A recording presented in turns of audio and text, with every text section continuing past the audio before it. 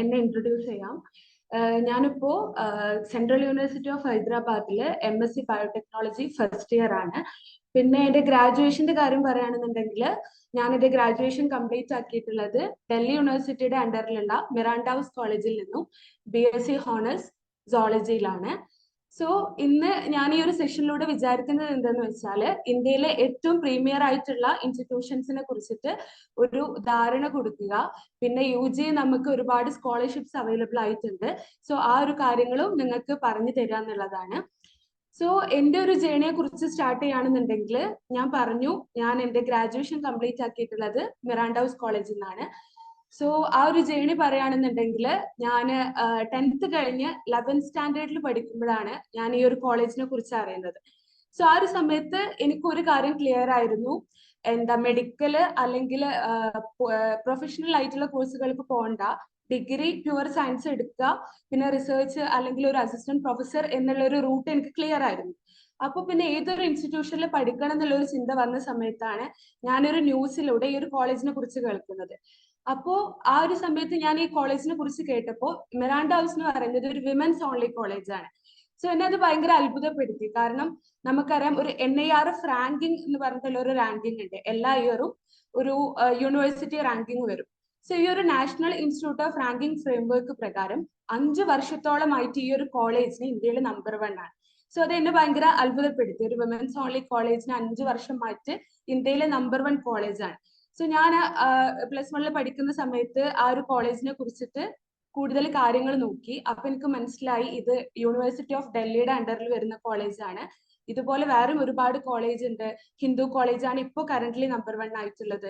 Saint Stephen's College, SRCC, അങ്ങനെ ഒരുപാട് premier ആയിട്ടുള്ള ഇൻസ്റ്റിറ്റ്യൂഷൻസ് ഈ ഒരു ഡൽഹി യൂണിവേഴ്സിറ്റിയുടെ അണ്ടറിൽ വരുന്നുണ്ടെന്ന് മനസ്സിലായി. അപ്പോൾ ആ ഒരു സമയത്ത് ഞാൻ എങ്ങനെയാണ് ഇവിടേക്കുള്ള അഡ്മിഷൻ പ്രൊസീജിയർ കാര്യങ്ങൾ നോക്കിയ സമയത്ത് ഞാൻ 2021 DUവിൽ ഗ്രാജുവേഷന് ജോയിൻ ചെയ്തത്. അപ്പൊ എനിക്ക് മനസ്സിലായി ഇപ്പൊ കറന്റ്ലി CUET വഴിയാണ് അഡ്മിഷൻ നടക്കുന്നത്. ആ സമയത്ത് മെറിറ്റ് ബേസ്ഡ് ആയിരുന്നു അഡ്മിഷൻ ഉണ്ടായിരുന്നത്. അപ്പോ 11th and 12th അത്യാവശ്യം നല്ല സ്കോർ ചെയ്യുക, അതിനുശേഷം ഓരോ കോളേജസ് ഒരു കട്ട് ഓഫ് റിലീസ് ചെയ്യും. സോ അത് മീറ്റ് ചെയ്യുന്നവർക്കാണ് അവിടെ അഡ്മിഷൻ എടുക്കാൻ പറ്റാന്ന് എനിക്ക് മനസ്സിലായി. അപ്പൊ ആ ഒരു സമയത്ത് മിറാണ്ടയിൽ അഡ്മിഷൻ എടുക്കണം എന്നുള്ള ഒരു ആഗ്രഹം കൊണ്ട് ഞാൻ 11th and 12th പഠിച്ചു. അതിനുശേഷം എന്റെ 12th ശേഷം ഞാൻ DUവിൽ അപ്ലൈ ചെയ്തു. അങ്ങനെ മിറാണ്ടയിലെ കട്ട് ഓഫ് എനിക്ക് ക്രോസ് ചെയ്യാൻ പറ്റി. അങ്ങനെ ഞാൻ അവിടെ അഡ്മിഷൻ എടുക്കാണ് ഉണ്ടായത്. സോ ആ ഒരു സമയത്ത് ഞാൻ ഏറ്റവും കൂടുതൽ ഫേസ് ചെയ്തിട്ടുള്ള ഒരു ക്വസ്റ്റ്യൻ ഉണ്ട്. അപ്പോ ഡൽഹി പോലെയുള്ള ഒരു സ്ഥലത്ത് മിറാണ്ട ഹൗസ് കോളേജിൽ പോയി പഠിക്കുന്ന സമയത്ത് ഞാൻ ഏറ്റവും കൂടുതൽ ഫേസ് ചെയ്തത് എന്താന്ന് വെച്ചാല് ഈ ഒരു നോർമൽ ഡിഗ്രി പഠിക്കാൻ വേണ്ടിയിട്ട് ഡൽഹി വരെ പോകേണ്ട ആവശ്യമുണ്ടോ? കാരണം ഇപ്പൊ നമ്മുടെ നാട്ടിൽ തന്നെ ആയാലും ഒരുപാട് ആർട്സ് ആൻഡ് സയൻസ് കോളേജസ് ഉണ്ട്. അപ്പോ ഇത്തരം ഒരു ഡിഗ്രി നാട്ടിൽ എവിടെയെങ്കിലും പഠിച്ചാൽ പോരെ, ഡൽഹി വരെ പോയി പഠിക്കേണ്ട ആവശ്യമുണ്ടോ എന്നുള്ള ഒരു ക്വസ്റ്റ്യന് ഞാൻ ഒരുപാട് ഫേസ് ചെയ്തിട്ടുണ്ട്.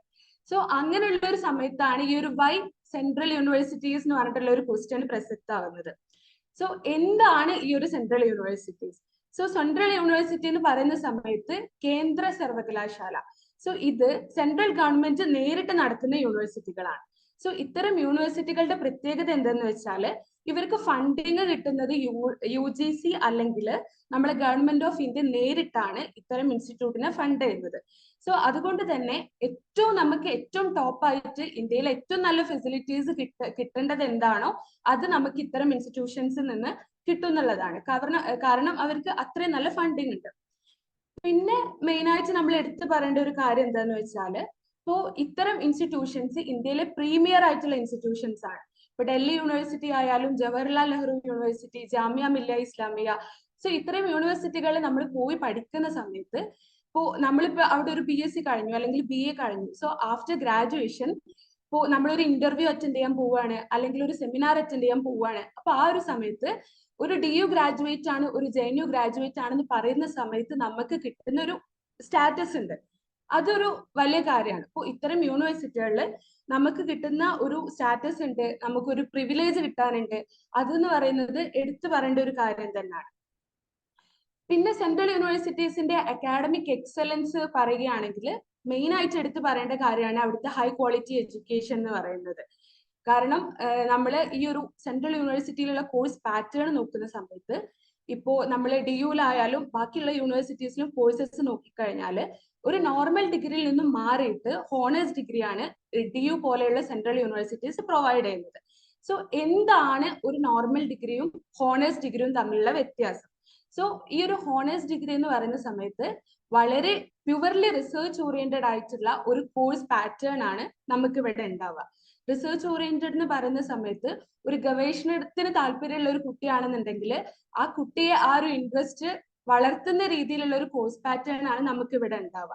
നമ്മൾ ബാച്ചിലേഴ്സിന് ശേഷം ഒരു IIT JAM അല്ലെങ്കിൽ ഒരു കോമ്പറ്റേറ്റീവ് ആയിട്ടുള്ള എൻട്രൻസ് എക്സാം എഴുതാൻ പോകുന്ന സമയത്ത് നമുക്ക് എല്ലാ സിലബസും അത്യാവശ്യം നല്ല രീതിയിൽ ഡീപ്പായിട്ട് നമ്മൾ ഈ ഒരു കരിക്കുലത്തിൽ കവർ ചെയ്യുന്നുണ്ട്. സോ നമുക്കൊരു എക്സാമിന് എൻട്രൻസ് എക്സാം അപ്പിയർ ചെയ്യാൻ പോകുന്ന സമയത്ത് നമുക്ക് എക്സ്ട്രാ പഠിക്കേണ്ട ആവശ്യമില്ല. നമ്മളെ ഈ ഒരു കോഴ്സ് പാറ്റേണിൽ തന്നെ ഈ ഒരു സിലബസ് എല്ലാം കവർ ആയിട്ടുണ്ടാവും എന്നുള്ളതാണ്. പിന്നെ നമുക്ക് ഈ ഒരു കോഴ്സ് പാറ്റേണിൽ തന്നെ ഡിസർട്ടേഷൻ ഉണ്ടാവും, പ്രോജക്ട്സ് ഉണ്ടാവും, സെമിനാർസ് ഉണ്ടാവും. സോ ഇതെല്ലാം അറ്റൻഡ് ചെയ്യുന്നതിലൂടെ ഈ ഒരു ഡീപ്പ് ആയിട്ടുള്ള നോളജ് നമുക്ക് കോഴ്സിനെ കുറിച്ച് കിട്ടാന്നുള്ളതാണ് മെയിൻ ആയിട്ടുള്ള കാര്യം. രണ്ടാമത് എടുത്ത് പറയേണ്ട കാര്യങ്ങളാണ് സെൻട്രൽ യൂണിവേഴ്സിറ്റിയിലുള്ള ഫാക്കൽറ്റീസ്. സോ സെൻട്രൽ യൂണിവേഴ്സിറ്റിയിൽ നമ്മളെ പ്രൊഫസേഴ്സ് എന്ന് പറയുന്നത് ഇപ്പോൾ നമ്മളെ ഇന്ത്യയിൽ തന്നെ നമുക്ക് കിട്ടുന്നതിൽ വെച്ച് ഏറ്റവും നല്ല പ്രൊഫസേഴ്സ്. ആ ഒരു സബ്ജക്ട് പഠിപ്പിക്കുന്ന ഒരു പ്രൊഫസർ എന്ന് പറയുമ്പോൾ ആ ഒരു സബ്ജക്റ്റിൽ ഇന്ത്യയിലെ തന്നെ ഏറ്റവും നല്ല എക്സ്പേർട്ട് ആണ് നമ്മൾ പഠിപ്പിക്കുന്നുണ്ടാവുക. അതെന്ന് പറയുന്നത് എടുത്ത് പറയേണ്ട കാര്യമാണ്. ഇപ്പോ ആർട്സ് കോഴ്സുകളെല്ലാം നമ്മൾ നോക്കുന്ന സമയത്ത് അതിൽ പഠിക്കുന്ന കുട്ടികൾ നമ്മൾ പഠിക്കുന്ന ബുക്സ് ഉണ്ടാവുമല്ലോ, ഈ ബുക്സിന്റെ ഓതേഴ്സ് എന്ന് പറയുന്നത് ചിലപ്പോൾ നമ്മൾ പഠിപ്പിക്കുന്ന പ്രൊഫസേഴ്സ് ആവും. അതൊരു വലിയ കാര്യമാണ്. പിന്നെ അതിൽ തന്നെ എടുത്തു പറയേണ്ട കാര്യമാണ്, ഞാൻ മെറാൻഡയിൽ സെക്കൻഡ് ഇയറിൽ പഠിക്കുന്ന സമയത്ത് ഞങ്ങൾ ഫിസിക്സ് ഡിപ്പാർട്ട്മെന്റിലുള്ള ഒരു മാം സ്റ്റാൻഫോർഡ് യൂണിവേഴ്സിറ്റി റിലീസ് ചെയ്തിട്ടുള്ള ഒരു റാങ്കിങ് പ്രകാരം വേൾഡിലെ തന്നെ 2% സയന്റിസ്റ്റ് ഓഫ് ദ വേൾഡ് എന്ന് പറഞ്ഞിട്ടുള്ള ഒരു ടാഗ് കിട്ടുകയുണ്ടായി.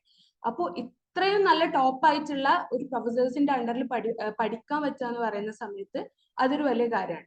ഇപ്പൊ നമ്മൾ UG ശേഷം അല്ലെങ്കിൽ PG ശേഷം നമ്മൾ വിദേശ സർവകലാശാലകളിൽ അപ്ലൈ ചെയ്യുന്ന സമയത്ത് നമുക്കൊരു റെക്കമെൻഡേഷൻ ലെറ്റർ വേണ്ടി വരും. സോ ഇത്രയും നല്ല പ്രൊഫസേഴ്സിന് ഒരു റെക്കമെൻഡേഷൻ ലെറ്റർ കിട്ടുമ്പോൾ നമുക്ക് അവിടെ അഡ്മിഷൻ കിട്ടാനുള്ള ചാൻസ് കൂടുതലാണ്. പിന്നെ നമുക്കറിയാം ഈ ഒരു അപ്ലിക്കേഷൻ സമയത്ത് നമുക്കൊരു SOP സ്റ്റേറ്റ്മെന്റ് ഓഫ് പേർപ്പസ് കൊടുക്കേണ്ടി വരും. സോ ഈ ഒരു പ്രൊഫസേഴ്സ് എന്ന് പറയുന്നത് ഓൾറെഡി ഓക്സ്ഫോർഡ്, കാംബ്രിഡ്ജ് അല്ലെങ്കിൽ അത്യാവശ്യം നല്ല സർവകലാശാലകളിൽ പോയി അവരെ പോസ്റ്റ് ഡോക്ക് അല്ലെങ്കിൽ അവർ റിസർച്ച് കംപ്ലീറ്റ് ചെയ്ത് വന്നവരായതുകൊണ്ട് തന്നെ അവർക്ക് കറക്റ്റ് ഐഡിയ ഉണ്ടാവും എങ്ങനെ നമ്മളൊരു SOP പ്രസന്റ് ചെയ്യണം, അല്ലെങ്കിൽ എങ്ങനെ നമ്മളൊരു ഫോറിൻ അപ്ലിക്കേഷൻ കൊടുക്കണം എന്നുള്ള ഒരു കാര്യത്തിൽ അവർക്ക് കറക്റ്റ് ഐഡിയ ഉണ്ടാവും. സോ ഇവരെ ഒരു ഗൈഡൻസ് നമുക്ക് കിട്ടുന്ന സമയത്ത് there is A huge chance of getting accepted എന്നാണ്. സോ നമുക്ക് അഡ്മിഷൻ കിട്ടാനുള്ള ചാൻസ് വളരെ കൂടുതലാണ്. സോ ഈ ഫാക്കൽറ്റീസിനെ കുറിച്ച് പറയുന്ന സമയത്ത് ഇതാണ് പറയാനുള്ളത്. പിന്നെ സെൻട്രൽ യൂണിവേഴ്സിറ്റിയിൽ എടുത്ത് പറയേണ്ട കാര്യമാണ് ഇവിടെയുള്ള അക്കാഡമിക് പ്രോഗ്രാംസ് എന്ന് പറയുന്നത്.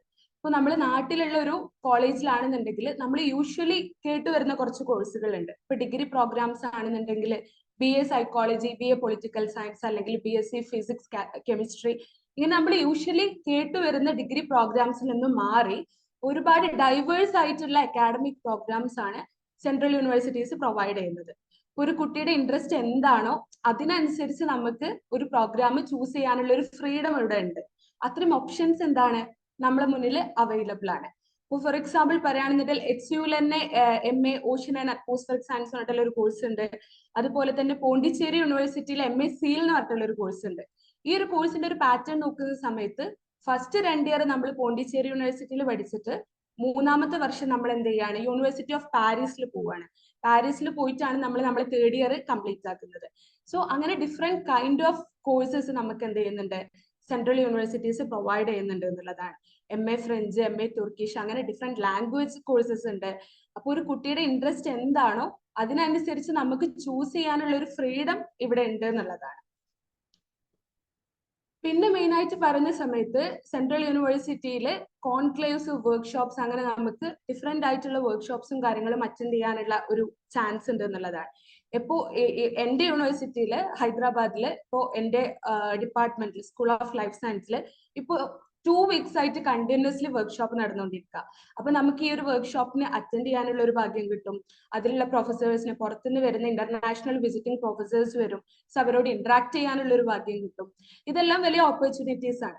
പിന്നെ ഇപ്പോ ഒരു ഡൽഹി പോലെയുള്ള JNU DUലെല്ലാം പഠിക്കുന്ന സ്റ്റുഡൻസിനെ സംബന്ധിച്ചിടത്തോളം രാജ്യതലസ്ഥാനത്ത് പഠിക്കുന്ന സമയത്ത് അവിടെ ഒരുപാട് ഇന്റർനാഷണൽ കോൺഫറൻസും സെമിനാർസും കാര്യങ്ങളും നടക്കും. അപ്പൊ നമുക്ക് അതിന്റെ ഒരു ഭാഗമാവാൻ പറ്റും, അതിൽ ഇൻവോൾവ് ആവാൻ പറ്റും എന്നുള്ളതാണ്. ഞാന് സെക്കൻഡ് ഇയറിൽ പഠിക്കുന്ന സമയത്ത് 2022 നോബൽ പ്രൈസ് കെമിസ്ട്രിയിൽ കിട്ടിയിട്ടുള്ള ഒരു നോബൽ ലോറിയറ്റിന്റെ ഒരു സെമിനാർ എനിക്ക് അറ്റൻഡ് ചെയ്യാനുള്ള ഒരു ഭാഗ്യം കിട്ടിയെന്നുള്ളതാണ്. സോ ഇങ്ങനെ ഒരുപാട് ഓപ്പർച്യൂണിറ്റീസ് ആണ് നമുക്ക് കിട്ടുന്നത്. പിന്നെ ഇന്റേൺഷിപ്സിനുള്ള ഓപ്പർച്യൂണിറ്റീസ്, ഇന്റേൺഷിപ്പ് എവിടേക്ക് നടക്കുന്നത്, കാര്യങ്ങൾ നമുക്ക് കറക്റ്റ് അറിയാൻ പറ്റുന്നുള്ളതാണ്. പിന്നെ പ്ലേസ്മെന്റ് റെക്കോർഡ്സിനെ കുറിച്ച് പറയുകയാണെന്നുണ്ടെങ്കിൽ ഇപ്പോ നമ്മളൊരു ജോബിന് അപ്ലൈ ചെയ്യുന്ന സമയത്ത് നമ്മളെ ഈ ഒരു കോഴ്സിന്റെ ഒരു ഇൻസ്റ്റിറ്റ്യൂഷന്റെ ഒരു ബ്രാൻഡ് വാല്യൂ ഓഫ് സർട്ടിഫിക്കറ്റ് എന്ന് പറഞ്ഞിട്ടുള്ള ഒരു കാര്യമുണ്ട്. അപ്പോൾ DU പോലുള്ള ഒരു സെൻട്രൽ യൂണിവേഴ്സിറ്റി ആവുന്ന സമയത്ത് 100-ൽ കൂടുതൽ വർഷത്തിൽ പഴക്കമുള്ള യൂണിവേഴ്സിറ്റീസ് ആണ്. സോ ഇതിന്റെ അണ്ടറിലുള്ള കോളേജിന് അതിൻ്റെതായിട്ടുള്ള റെപ്യൂട്ടേഷൻ ഉണ്ടാവും എന്നുള്ളതാണ്. സോ നമുക്കറിയാം SRCC ഇന്ത്യയിലെ തന്നെ one of the top commerce college ആണ്, ശ്രീറാം കോളേജ് ഓഫ് കൊമേഴ്സ്. നമ്മളെ പ്രീവിയസ് ധനകാര്യമന്ത്രി ആയിട്ടുള്ള അരുൺ ജെയ്റ്റ്ലി പഠിച്ചിറങ്ങിയ കോളേജ്. സോ ഈ ഒരു കോളേജിൽ ഇപ്പോൾ ഒരു 3 ഇയർ BCom ഹോണേഴ്സ് അല്ലെങ്കിൽ BA എക്കണോമിക്സ് ഈ ഒരു കോഴ്സ് എല്ലാം പഠിച്ചിറങ്ങുന്ന കുട്ടികൾക്ക് അത്യാവശ്യം നല്ല പാക്കേജ് ആണ് കിട്ടുന്നത്. SRCCന്റെ കേസ് മാത്രമല്ല, DUലായി കഴിഞ്ഞാലും ബാക്കി സെൻട്രൽ യൂണിവേഴ്സിറ്റികളിലായാലും ഒരുപാട് കോളേജസ് ഇതുപോലെ ഉണ്ട്. അപ്പൊ ജസ്റ്റ് 3 ഇയർ പഠിച്ച് കഴിയുമ്പോൾ തന്നെ നമുക്ക് അത്യാവശ്യം 13 lakh പെർ ആനം അങ്ങനെ അത്യാവശ്യം നല്ല പാക്കേജിൽ പഠിച്ചിറങ്ങുന്ന കുട്ടികളുണ്ട് എന്നുള്ളതാണ്. സോ അത്യാവശ്യം നല്ല പ്ലേസ്മെന്റ് റെക്കോർഡ് ഈ ഒരു സെൻട്രൽ യൂണിവേഴ്സിറ്റീസിന് പ്രൊവൈഡ് ചെയ്യുന്നുണ്ട്. പിന്നെ സ്കോളർഷിപ്പിന്റെ കേസ് പറയുകയാണെന്നുണ്ടെങ്കിൽ സെൻട്രൽ ഗവൺമെന്റ് ഈ ഒരു ഒരുപാട് സ്കോളർഷിപ്സ് പ്രൊവൈഡ് ചെയ്യുന്നുണ്ട്. അത് ഇപ്പോ സ്റ്റേറ്റ് ഗവൺമെന്റ് പ്രൊവൈഡ് ചെയ്യുന്നുണ്ട്. ഇപ്പോ DUലാണ് നമ്മൾ പഠിക്കുന്നുണ്ടെങ്കിൽ ഡൽഹി യൂണിവേഴ്സിറ്റി സ്റ്റുഡൻസിന് കുറച്ച് സ്കോളർഷിപ്സ് പ്രൊവൈഡ് ചെയ്യും. പിന്നെ ഈ ഒരു ഡൽഹി യൂണിവേഴ്സിറ്റിയിൽ തന്നെ ഞാൻ പറഞ്ഞു അണ്ടറിൽ ഒരുപാട് കോളേജസ് ഉണ്ട്. ഈ ഒരു കോളേജസ് അവിടുന്ന് ഓൾറെഡി പഠിച്ചിറങ്ങിയ അലുമിനീസ് കുട്ടികൾക്ക് സ്കോളർഷിപ്സ് പ്രൊവൈഡ് ചെയ്യും. അങ്ങനെ നമുക്ക് ഒരുപാട് ഓപ്പർച്യൂണിറ്റീസ് ഉണ്ട്. പിന്നെ NIRF റാങ്കിങ്ങിൽ ടോപ്പിലുള്ള ഇൻസ്റ്റിറ്റ്യൂഷനിൽ പഠിക്കുന്ന സമയത്ത് ഒരുപാട് സ്കോളർഷിപ്സ് നമുക്ക് കിട്ടാനുള്ള ചാൻസ് കൂടുതലാണ്. സോ ഈ ഒരു സ്കോളർഷിപ്പിന്റെ കാര്യം നമുക്ക് ഒന്നുകൂടി ഡീറ്റെയിൽ ആയിട്ട് ഒന്ന് ഡിസ്കസ് ചെയ്യാം. പിന്നെ ആഫ്റ്റർ ആൻഡ് ഓൾ ഇപ്പോ ഒരു സെൻട്രൽ യൂണിവേഴ്സിറ്റിയിൽ പഠിക്കാന്ന് പറയുന്ന സമയത്ത് നമ്മളെ അത്രയും യങ് മൈൻഡഡ് ആയിട്ടുള്ള ആൾക്കാരോടാണ് ഇന്ററാക്ട് ചെയ്യുന്നത്. സോ നമുക്ക് കിട്ടുന്ന ഒരു ലീഡർഷിപ്പ് ക്വാളിറ്റിയും എഡ്യൂക്കേഷൻ മാത്രമല്ല ബാക്കി എല്ലാ കാര്യത്തിലും നമുക്ക് കിട്ടുന്ന ലീഡർഷിപ്പ് ക്വാളിറ്റി ആയി കഴിഞ്ഞാലും എല്ലാ കാര്യങ്ങളും എടുത്ത് പറയേണ്ടത് തന്നെയാണ്. ഇനി നമ്മൾ മെയിൻ ആയിട്ട് ഡിസ്കസ് ചെയ്യുന്നതാണ് ഈ ഒരു സെൻട്രൽ യൂണിവേഴ്സിറ്റിന്റെ ഇൻഫ്രാസ്ട്രക്ചർ എന്ന് പറയുന്നത്. സോ ഇൻഫ്രാസ്ട്രക്ചറിൽ പറയുന്ന സമയത്ത് ഞാൻ ഓൾറെഡി മെൻഷൻ ചെയ്തു, ഗവൺമെന്റ് ഓഫ് ഇന്ത്യ നേരിട്ടാണ് ഇത്തരം സെൻട്രൽ യൂണിവേഴ്സിറ്റികളെ ഫണ്ട് ചെയ്യുന്നത്. സോ ഇങ്ങനെ ഫണ്ട് ചെയ്യുന്നതോടെ തന്നെ നമുക്ക് ഏറ്റവും ടോപ്പ് മോസ്റ്റ് ആയിട്ടുള്ള ഫെസിലിറ്റീസ് ആണ് ഇവിടെ കിട്ടുന്നത്. മെയിൻ ആയിട്ട് എടുത്ത് പറയേണ്ടതാണ്, ഇപ്പോൾ എന്റെ യൂണിവേഴ്സിറ്റി ക്യാമ്പസിനെ കുറിച്ച് പറയുകയാണെന്നുണ്ടെങ്കിൽ യൂണിവേഴ്സിറ്റി ഓഫ് ഹൈദരാബാദ് ഒരു 2500 ഏക്കർ ക്യാമ്പസ് ഉള്ള ഒരു വലിയ ക്യാമ്പസ് ആണ്. സോ അത്രയും വലിയൊരു ക്യാമ്പസിൽ എനിക്കിപ്പോ എന്റെ ഹോസ്റ്റലിൽ നിന്ന് എന്റെ ഡിപ്പാർട്ട്മെന്റിൽ പോകണമെന്നുണ്ടെങ്കിൽ ഒരു ബസ് വിളിച്ച് പോകേണ്ട അവസ്ഥയാണ് നമ്മളെ ക്യാമ്പസിന്റെ ഉള്ളിലൂടെ. സോ അത്രയും വലിയ ഒരു ക്യാമ്പസ് ആണ് എന്നുള്ളതാണ് മെയിൻ ആയിട്ടുള്ള കാര്യം. ആ ഒരു ക്യാമ്പസിൽ ഇപ്പോ നമ്മുടെ നാട്ടില് ഒരു കോളേജ് ആവുന്ന സമയത്ത് ഒരു 3-4 ബിൽഡിങ്ങിൽ നിന്നും മാറി 100ഓളം ബിൽഡിംഗ് ഉള്ള വലിയ ക്യാമ്പസ്. ഈ ഒരു ക്യാമ്പസിൽ നല്ല ഭംഗിയുള്ള ഇൻസ്റ്റിറ്റ്യൂഷൻസും കാര്യങ്ങളും എല്ലാം നമുക്കൊരു ഭാഗ്യമാണെന്നുള്ളതാണ്. പിന്നെ ഇവിടെ എന്താണെന്ന് വെച്ചാൽ ഇപ്പൊ യൂണിവേഴ്സിറ്റിന്റെ ഉള്ളിൽ തന്നെ നമുക്ക് ഫ്രീ ട്രാൻസ്പോർട്ടേഷൻ ഉണ്ടാവും. ഒരു ഭാഗത്ത് നിന്ന് വേറൊരു ഭാഗത്ത് പോകാൻ ബസ് സർവീസ് ഉണ്ടാവും, കാര്യങ്ങൾ ഉണ്ടാവും എന്നുള്ളതാണ്. പിന്നെ ലൈബ്രറി, റീഡിംഗ് റൂംസ് പറയുകയാണെന്നുണ്ടെങ്കിൽ സെൻട്രൽ യൂണിവേഴ്സിറ്റികളിലുള്ള ലൈബ്രറി എടുത്തു പറയേണ്ട ഒരു കാര്യം തന്നെയാണ്. ലക്ഷക്കണക്കിന് പുസ്തകങ്ങൾ വരുന്ന ലൈബ്രറീസ് ആണ് നമുക്ക് ഉണ്ടാവുക. അതും ഈ ഒരു 24 മണിക്കൂറും നമുക്ക് എന്താണ് ലൈബ്രറീസ് ആക്സസിബിൾ ആണ്. പിന്നെ ഈ ഒരു റീഡിംഗ് റൂംസ് എന്ന് പറഞ്ഞിട്ടുള്ള കൺസെപ്റ്റ് നാട്ടിലുണ്ടോ എന്നുള്ളത് എനിക്കറിയില്ല. ഇപ്പോൾ ലൈബ്രറീസ് നമ്മൾ ബുക്സ് എടുക്കാൻ വേണ്ടി യൂസ് ചെയ്യുന്ന സമയത്ത് റീഡിംഗ് റൂംസ് നമ്മൾ എന്താണ് നമുക്ക് ഇരുന്ന് പഠിക്കാൻ വേണ്ടിയിട്ടുള്ള റീഡിംഗ് റൂംസ് നമുക്ക് അവൈലബിൾ ആണ്. അതും 24/7 എന്നുള്ള രീതിയിലാണ് റീഡിംഗ് റൂംസ് ആയാലും ലൈബ്രറീസ് ആയാലും നമുക്കുള്ളത്. പിന്നെ ലാബ് ഫെസിലിറ്റീസിന്റെ കാര്യം പറയുകയാണെന്നുണ്ടെങ്കിൽ നമുക്ക് ഏറ്റവും നല്ല ഇപ്പോൾ ഒരു ലാബ് ആവുന്ന സമയത്ത് ഇവിടെ അത്യാവശ്യം നല്ല ഫണ്ടിങ്, ഇപ്പോ ഹൈദരാബാദ് യൂണിവേഴ്സിറ്റിന്റെ കേസിൽ പറയുകയാണെന്നുണ്ടെങ്കിൽ സ്കൂൾ ഓഫ് ലൈഫ് സയൻസിന്റെ ലാബ് ഫണ്ട് ചെയ്യുന്നത് ഡിപ്പാർട്ട്മെന്റ് ഓഫ് ബയോടെക്നോളജിയാണ് under the government of India. So ഇവർക്ക് അത്യാവശ്യം നല്ല ഫണ്ടിങ് ഉണ്ടായത് കൊണ്ട് തന്നെ നമുക്ക് എല്ലാ ഇൻസ്ട്രുമെന്റ്സും ഉണ്ടാവും. ഒരു ലാബിലുള്ള ഇൻസ്ട്രുമെന്റ്സ് എന്ന് പറയുമ്പോൾ അത്യാവശ്യം നല്ല കോസ്റ്റ്ലി ആവും.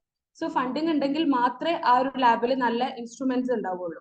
സോ നമുക്ക് എന്താന്ന് വെച്ചാൽ ഇവിടെ ഹാൻഡ്സ് ഓൺ എക്സ്പീരിയൻസ് കിട്ടുകയാണ്, നമുക്ക് എല്ലാ ഇൻസ്ട്രുമെന്റ്സും ഉണ്ട്, അത് നമുക്ക് നേരിട്ട് ഉപയോഗിക്കാൻ പറ്റും, നമുക്ക് അതിനുള്ള എക്സ്പീരിയൻസ് കിട്ടും എന്നുള്ളതാണ്. പിന്നെ ലാബിലാണെന്നുണ്ടെങ്കിൽ എനിക്ക് അധികം ദിവസങ്ങളിലും രാത്രി 9 മണി അല്ലെങ്കിൽ 10 മണി വരെ ലാബിൽ വർക്ക് ചെയ്യുന്ന ദിവസങ്ങളുണ്ട്. അപ്പോ നമുക്ക് എന്താന്ന് വെച്ചാൽ ഫ്രീലി ആക്സസിബിൾ ആണ്, എല്ലാ സമയത്തും നമുക്ക് ലാബിൽ പോവാം, വർക്ക് ചെയ്യാം. മെയിൻ ആയിട്ട് എടുത്തു പറയേണ്ട കാര്യം, ഒരു നോർമൽ നാട്ടിലുള്ള കോളേജ് ആണെന്നുണ്ടെങ്കിൽ ഒരു രാവിലെ 9 മണി അല്ലെങ്കിൽ 10 മണിക്ക് കഴിഞ്ഞ് തുടങ്ങിയിട്ട് വൈകുന്നേരം ഒരു 5 മണിക്ക് കഴിയുന്ന ആ ഒരു 10 to 5 എഡ്യൂക്കേഷൻ സിസ്റ്റത്തിൽ നിന്ന് മാറിയിട്ട് ഒരു 24 മണിക്കൂർ നമുക്ക് എന്താണ്, ഒരു സെൻട്രൽ യൂണിവേഴ്സിറ്റിയിലുള്ള ലൈബ്രറി നമുക്ക് ആക്സസിബിൾ ആണ്, പിന്നെ റീഡിംഗ് റൂം ആക്സസിബിൾ ആണ്. ആ ഒരു ക്യാമ്പസ് എന്ന് പറയുന്നത് ഒരു 24 hours ലൈവ് ആയിട്ടുള്ള ഒരു ക്യാമ്പസ് ആണ്. ഇപ്പോ നിങ്ങളൊരു രാത്രി ഒരു 9 മണിക്ക് ഒരു സെൻട്രൽ യൂണിവേഴ്സിറ്റിയിൽ പോയി കഴിഞ്ഞാൽ ഒരു ലൈവ് ആയിട്ടുള്ള ഒരു ക്യാമ്പസ് നിങ്ങൾക്ക് കാണാൻ പറ്റും.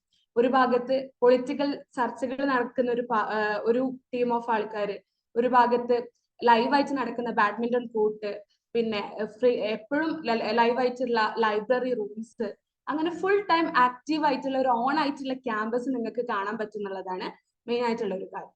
പിന്നെ ലൈബ്രറീസ് ആണെന്നുണ്ടെങ്കിൽ യൂണിവേഴ്സിറ്റി പ്രൊവൈഡ് ചെയ്യുന്ന ലൈബ്രറീസ് ഉണ്ട്, പിന്നെ നിങ്ങൾക്ക് സെപ്പറേറ്റ് ആയിട്ട് ഡിപ്പാർട്ട്മെന്റ് ലൈബ്രറീസ് ഉണ്ടാവും, സെമിനാർ ഹാൾസ് ഉണ്ടാവും, എല്ലാ ഫെസിലിറ്റീസും നിങ്ങൾക്ക് ഉണ്ടാവും എന്നുള്ളതാണ്. പിന്നെ സെൻട്രൽ യൂണിവേഴ്സിറ്റിയിലുള്ള ഹോസ്റ്റൽ ഫെസിലിറ്റീസിനെ കുറിച്ച് പറയുകയാണെന്നുണ്ടെങ്കിൽ, ഇപ്പോ നമുക്ക് ഇവിടെ യൂണിവേഴ്സിറ്റി ഓഫ് ഹൈദരാബാദിലെ ഡബിൾ ഷെയറിംഗ് റൂമാണ് വരുന്നത്.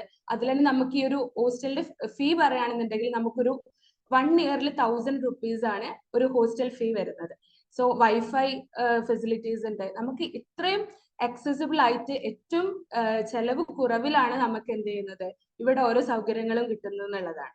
പിന്നെ ഫീ സ്ട്രക്ചറിന്റെ കാര്യം പറയുകയാണെന്നുണ്ടെങ്കിൽ വളരെ ഫീ കുറവാണ് ഓരോ കോഴ്സസിനും. ഇപ്പോൾ എന്റെ കോഴ്സ് ആണെന്നുണ്ടെങ്കിൽ ബയോടെക്നോളജി, ഇപ്പൊ നമ്മളൊരു പ്രൈവറ്റ് യൂണിവേഴ്സിറ്റിയിൽ പഠിക്കുന്ന സമയത്ത് നമുക്ക് അത്യാവശ്യം ഫീ ആവും. സോ ഇവിടുത്തെ ഒരു ഫീ സ്ട്രക്ചർ പറയുമ്പോൾ നമുക്കൊരു സെമ്മിന് 10,000 rupees എന്നുള്ള രീതിയിലാണ്. അതും DBT സ്പോൺസേഡ് ആയതുകൊണ്ട് തന്നെ ഡിപ്പാർട്ട്മെന്റ് ഓഫ് ബയോടെക്നോളജി ഫണ്ട് ചെയ്യുന്നതാണ് നമ്മളെ പഠിപ്പിക്കാൻ വേണ്ടിയിട്ട്. അപ്പോൾ ഒരു പെർ മന്ത് ഫസ്റ്റ് ഇയർ ആണെന്നുണ്ടെങ്കിൽ നമുക്ക് 5,000, സെക്കൻഡ് ഇയർ പെർ മന്ത് 6,000 അവർ ഫണ്ട് ചെയ്യും. സോ നമുക്ക് എന്താണ്, ഒരു ഫിനാൻഷ്യൽ ബർഡൻ ഇവിടെ വരുന്നില്ല എന്നുള്ളതാണ്. പിന്നെ ബാക്കിയുള്ള എല്ലാ കോഴ്സസ് ആയാലും ഇപ്പോൾ ഹൈദരാബാദ് യൂണിവേഴ്സിറ്റിയിൽ തന്നെ ഒരുപാട് പ്രൊഫഷണൽ കോഴ്സസ് ഇവർ പ്രൊവൈഡ് ചെയ്യുന്നുണ്ട്. BSc ഒപ്റ്റോമെട്രി പോലെ, പിന്നെ അതുപോലെ MBA എല്ലാം നമ്മൾ പുറത്തൊരു പ്രൈവറ്റ് യൂണിവേഴ്സിറ്റിയിൽ പഠിക്കുകയാണെന്നുണ്ടെങ്കിൽ ലക്ഷങ്ങൾ സ്പെൻഡ് ചെയ്യേണ്ട കോഴ്സസ് ആണ്. സോ ഇതിനെല്ലാം വളരെ തുച്ഛമായ എമൗണ്ടിലാണ് നമുക്ക് ഇവിടെ ഏറ്റവും നല്ല സൗകര്യത്തിൽ പഠിക്കാൻ പറ്റാന്നുള്ളത് ഒരു വലിയ കാര്യമാണ്. സോ ഈ ഒരു ലോ ഫീ സ്ട്രക്ചർ എന്ന് പറയുന്നത് എടുത്തു പറയേണ്ട ഒരു കാര്യം തന്നെയാണ്. പിന്നെ സെൻട്രൽ യൂണിവേഴ്സിറ്റീസ് എന്ന് പറയുന്നത് പഠിക്കാനുള്ള ഒരു സ്ഥലം മാത്രമല്ല, ഇതിലെ എക്സ്ട്രാ കരിക്കുലർ ആക്ടിവിറ്റീസിന് വേണ്ടിയിട്ടുള്ള എല്ലാ ഫെസിലിറ്റീസും നമുക്ക് ഇവിടെ അവൈലബിൾ ആണ്. സോ എക്സ്ട്രാ കരിക്കുലർ എന്ന് പറയുന്ന സമയത്ത് ഇപ്പോൾ ഒരു ഫുട്ബോള് താല്പര്യമുള്ള ഒരാൾക്കാണെന്നുണ്ടെങ്കിൽ ഫുട്ബോൾ ടൂർണമെന്റ്, അതിന്റെ കാര്യങ്ങള്, ബാഡ്മിന്റൺ കോർട്ട് ഉണ്ടാവും, ടെന്നീസ് കോർട്ട് ഉണ്ടാവും, എല്ലാ ഫെസിലിറ്റീസും, പിന്നെ യോഗ സെന്റേഴ്സ്, ജിമ്മ്, അങ്ങനെ എല്ലാ ഫെസിലിറ്റീസും നമുക്ക് ഫ്രീലി അവൈലബിൾ ആണ്, ആക്സസിബിൾ ആണ് എന്നുള്ളതാണ്. സോ നമ്മൾ എഡ്യൂക്കേഷൻ മാത്രമല്ല, നമ്മൾ എക്സ്ട്രാ കരിക്കുലർ ആക്ടിവിറ്റീസിനും സപ്പോർട്ട് ചെയ്യുന്ന രീതിയിലുള്ള ഫെസിലിറ്റീസ് നമുക്ക് ഇവിടെ ഉണ്ട് എന്നുള്ളത് എടുത്തു പറയേണ്ട ഒരു കാര്യമാണ്. പിന്നെ ഇത്രയും ലൈവ് ആയിട്ടുള്ള ഒരു ക്യാമ്പസ് ആയതുകൊണ്ട് തന്നെ നമുക്ക് അവിടെ കിട്ടുന്ന ഒരു ഇൻസ്റ്റിറ്റ്യൂഷണൽ സെക്യൂരിറ്റി ഉണ്ട്. ഏത് സമയത്തും നമുക്ക് ഈ ഒരു ക്യാമ്പസിന്റെ ഉള്ളിലൂടെ പോവാനുള്ള ഒരു ഫ്രീഡം, ആ ഒരു ഇൻസ്റ്റിറ്റ്യൂഷണൽ സെക്യൂരിറ്റി എടുത്തു പറയേണ്ട ഒരു കാര്യം തന്നെയാണ്. ഇനി ക്യാമ്പസ് എക്സ്പോഷറിനെ കുറിച്ച് പറയുകയാണെന്നുണ്ടെങ്കിൽ, ഒരു സെൻട്രൽ യൂണിവേഴ്സിറ്റി എന്ന് പറയുന്ന സമയത്ത് വിവിധ മെയിനായിട്ട് എടുത്ത് പറയുമ്പോൾ നമുക്കൊരു സെൻട്രൽ യൂണിവേഴ്സിറ്റിനെ ഒരു മിനി ഇന്ത്യ എന്ന് വേണമെങ്കിൽ റെപ്രസെന്റ് ചെയ്യാം. ഒരു നാട്ടിൽ നമ്മൾ പഠിക്കുന്ന സമയത്ത് നമുക്ക് അവിടെ ഉണ്ടാവുന്നത് ഒരു മലയാളി സർക്കിളാണ് ഫ്രണ്ട്സ്. ഒരു സെൻട്രൽ യൂണിവേഴ്സിറ്റിയിൽ പഠിക്കുന്ന ഒരു കുട്ടിയെ സംബന്ധിച്ചിടത്തോളം നമുക്ക് രാജ്യത്തിന്റെ ഓരോ കോണുകളിൽ നിന്നും നമുക്ക് ഫ്രണ്ട്സ് ആണ്. ഓരോ സ്റ്റേറ്റിൽ നിന്നും ഒരു ഗുജറാത്തി ആയിട്ടുള്ള ഒരു ഫ്രണ്ട് ഉണ്ടാവും, ഒരു മഹാരാഷ്ട്രയിൽ നിന്നുള്ള ഒരു ഫ്രണ്ട്, നോർത്ത് ഈസ്റ്റ് ഉള്ള ഒരു ഫ്രണ്ട്, അങ്ങനെ ഒരു ഡൈവേഴ്സ് ഒരു കൾച്ചറൽ പിയർ ഗ്രൂപ്പ് നമുക്ക് കിട്ടുന്നുണ്ട് എന്നുള്ളതാണ്. സോ നമുക്ക് ഇവരോടെല്ലാം ഇന്ററാക്ട് ചെയ്യാം, നമ്മളെ കൾച്ചർ അവർക്ക് പഠിപ്പിച്ചു കൊടുക്കാം, അവരിൽ നിന്ന് നമുക്ക് ഒരുപാട് കാര്യങ്ങൾ കിട്ടും.